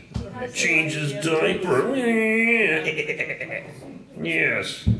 It's good. I always like to have a new fan. Yes, another worshiper. You can add that to her blessing in my little box. So, 198.48, and we would have to say that the Beard The beard over there was correct. You'll have to recuse yourself and not vote for your own money. Yes. The beard. Well, no, the beard is always the one with the gavel. The beard, yes, the pirate. So anyway, so Richard Welsh, you'll need to leave the room while we consider and debate this. Don't vote on it, because after they get done with Jose Huizar, then the FBI will be raiding you, and we don't want that. Thank you, Wayne. That's your minute. Thank you. Oh, but you didn't start my clock. Okay. I was getting something to eat, sorry. That's okay. We're going to go ahead and vote on this unless someone possibly has something to say about the thing that we voted on last month. Cool. You want to call it out? Okay, Alex? Yes. Andrew? Yes. Oh, thank you. Craig? Yes. Eric? Yeah. Heidi? Yes. Brian? Yes. Keith? Yes. Lisa? Yes. Patrice? Patrick? Yeah, sure. Richard recused. Richard Niederberg? Yeah. Janine? Yeah. Rob? Yes. Okay. And that concludes. All right, member comment from members. Eric, go for it. Anything? Or you can just pass. Yeah, I'll just pass, I guess. I need Patrice pass, Craig. Just two quick things. I don't know what happened with the CPR budget motion. I thought it passed the budget. Yeah, that was our fault. We had. Okay, so like the next one? Yeah. Whatever that is. And then, you know, Mr. Niederberg, you make a mention how I worded things. I think you could have been a little nicer to LADOT. I think it was a fair request for them to have a booth, a luminaria to give out things, and you were a little sharp back to it. No, I didn't. I think Right, no, whoa, Richard, absolutely not. Absolutely not. Absolutely not. Alex? Yes. No, I passed. Okay. I agree. Welsh? Thanks to you all. In the spirit of November, thanks to you all. I learn something every time I sit around this table. So. All right, I have a quick comment, and that is, can everybody please, please, please, please, please, please, I'm going to die if I keep getting the emails. Can everyone tell Richard Niederberg that they're going to help out with Luminaria? Yes. Yes, please. Everyone's going to help out with Luminaria, right? Well, I mean, you can't. Well, let's all look at Richard and tell him we're going to do it. No, Right, is it? I saw some assignments given out over like his shoulder, and I see what my assignment is, but I've never kind of officially gotten it, and I'm not quite sure. I'll cover that in my how to comment. handle my assignment. I know. Richard will get to this, but I'm just asking everybody, begging you from the bottom of my heart, please tell Richard that you will help out with Luminaria. Okay. I know we always do. Yeah. There just has to be better organization. Yeah, like I'm sorry, Lisa. I have the floor. I'm sorry. Two things really quick. One is we're just not, the board needs to read the online documentation on how to submit for funding, because we would save so many steps if the people who requested MPG fill out the paperwork, not the treasurer. Okay, so if everybody understood the system, I think Richard would have an easier time. And he's trying to do it on his own. I asked many times. This is not an indictment of I'm talking to the board. It wasn't an MPG. Okay. I asked many times. This is not, I'm not responding to Patrice in any way, shape, or form. I'm simply saying the entire board should understand the difference so that in the future, we can just, it didn't used to be this hard. And number two, for the budget committee, because I missed it, I would like if you could consider hiring someone to organize the office and storage. I know people can do that for a fee, at least look into the feasibility that those files make some sense and that storage unit makes some sense and that room is not as cluttered. If you would consider it the next budget committee meeting. Yeah, I just wanted to thank the board's support for the stuff that our committee has been doing. These flyers have just been taken by every single, the police department, the businesses that we did the outreach for, they couldn't get enough of them. Starbucks managers, different, coffee managers, they all wanted them. And other neighborhood councils want them. So what we've been doing is working with other neighborhood councils, and North Hollywood Neighborhood Council is going to do the next print. So they'll take our design and all the stuff, and they'll pay for the next print, and then we'll add their name, their logo here.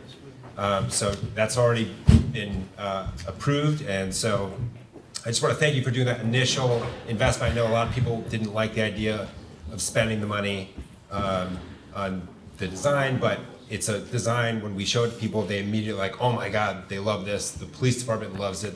We gave them like 200, they want 1,000.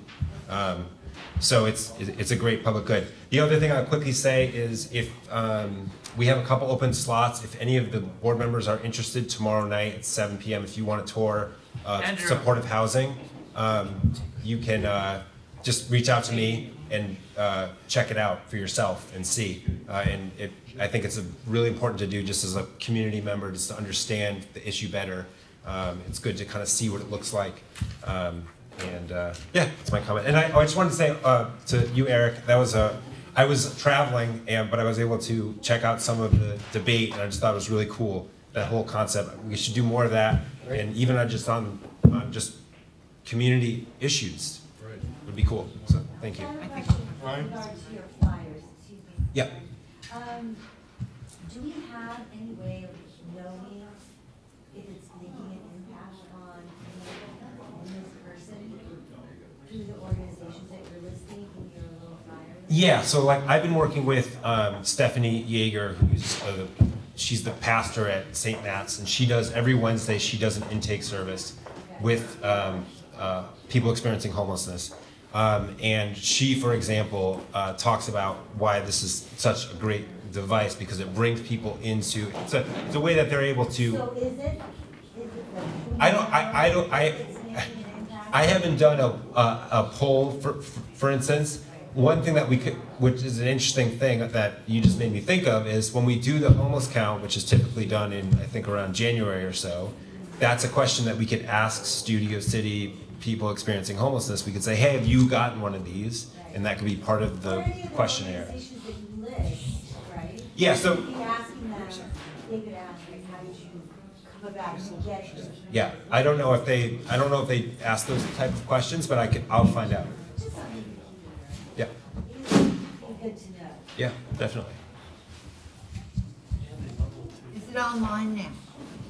It's on. I put it on Facebook, so it's up there posted like that. But I think the best way is for people to reach out directly, so I can send, because it depends how they want to print it.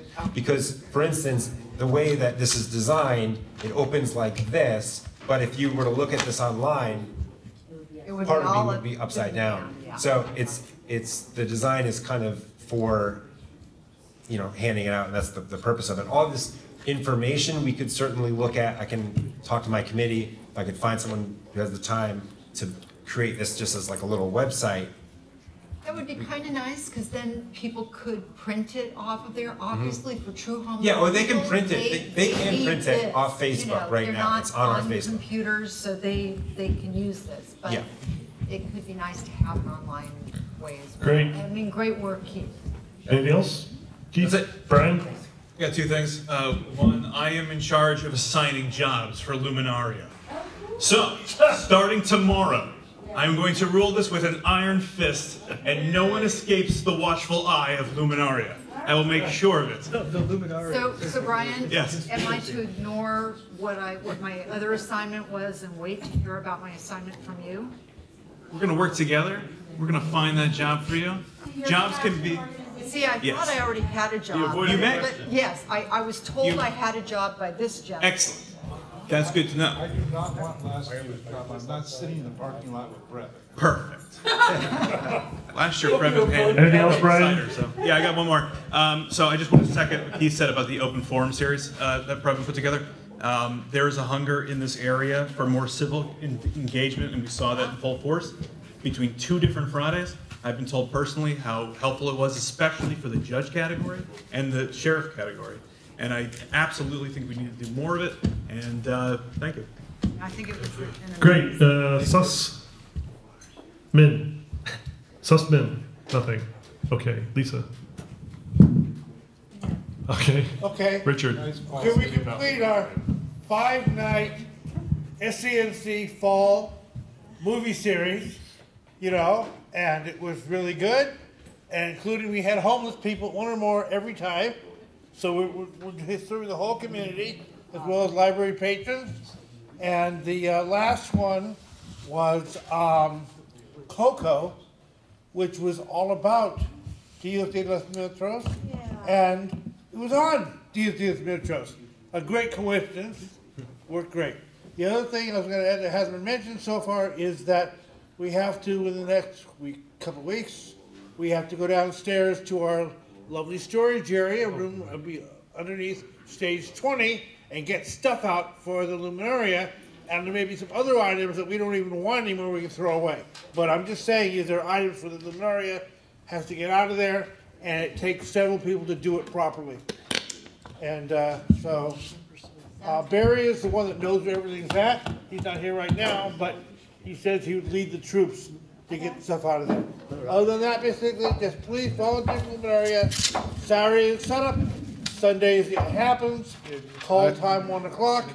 Thank you. Do you have a motion to? Oh, I just have Eric. a quick question on that. So we're not using the electric lights this year. We're using the battery operated T lights. You know, they have no And where are they? Have they been acquired already and set up? Denise is ordering them.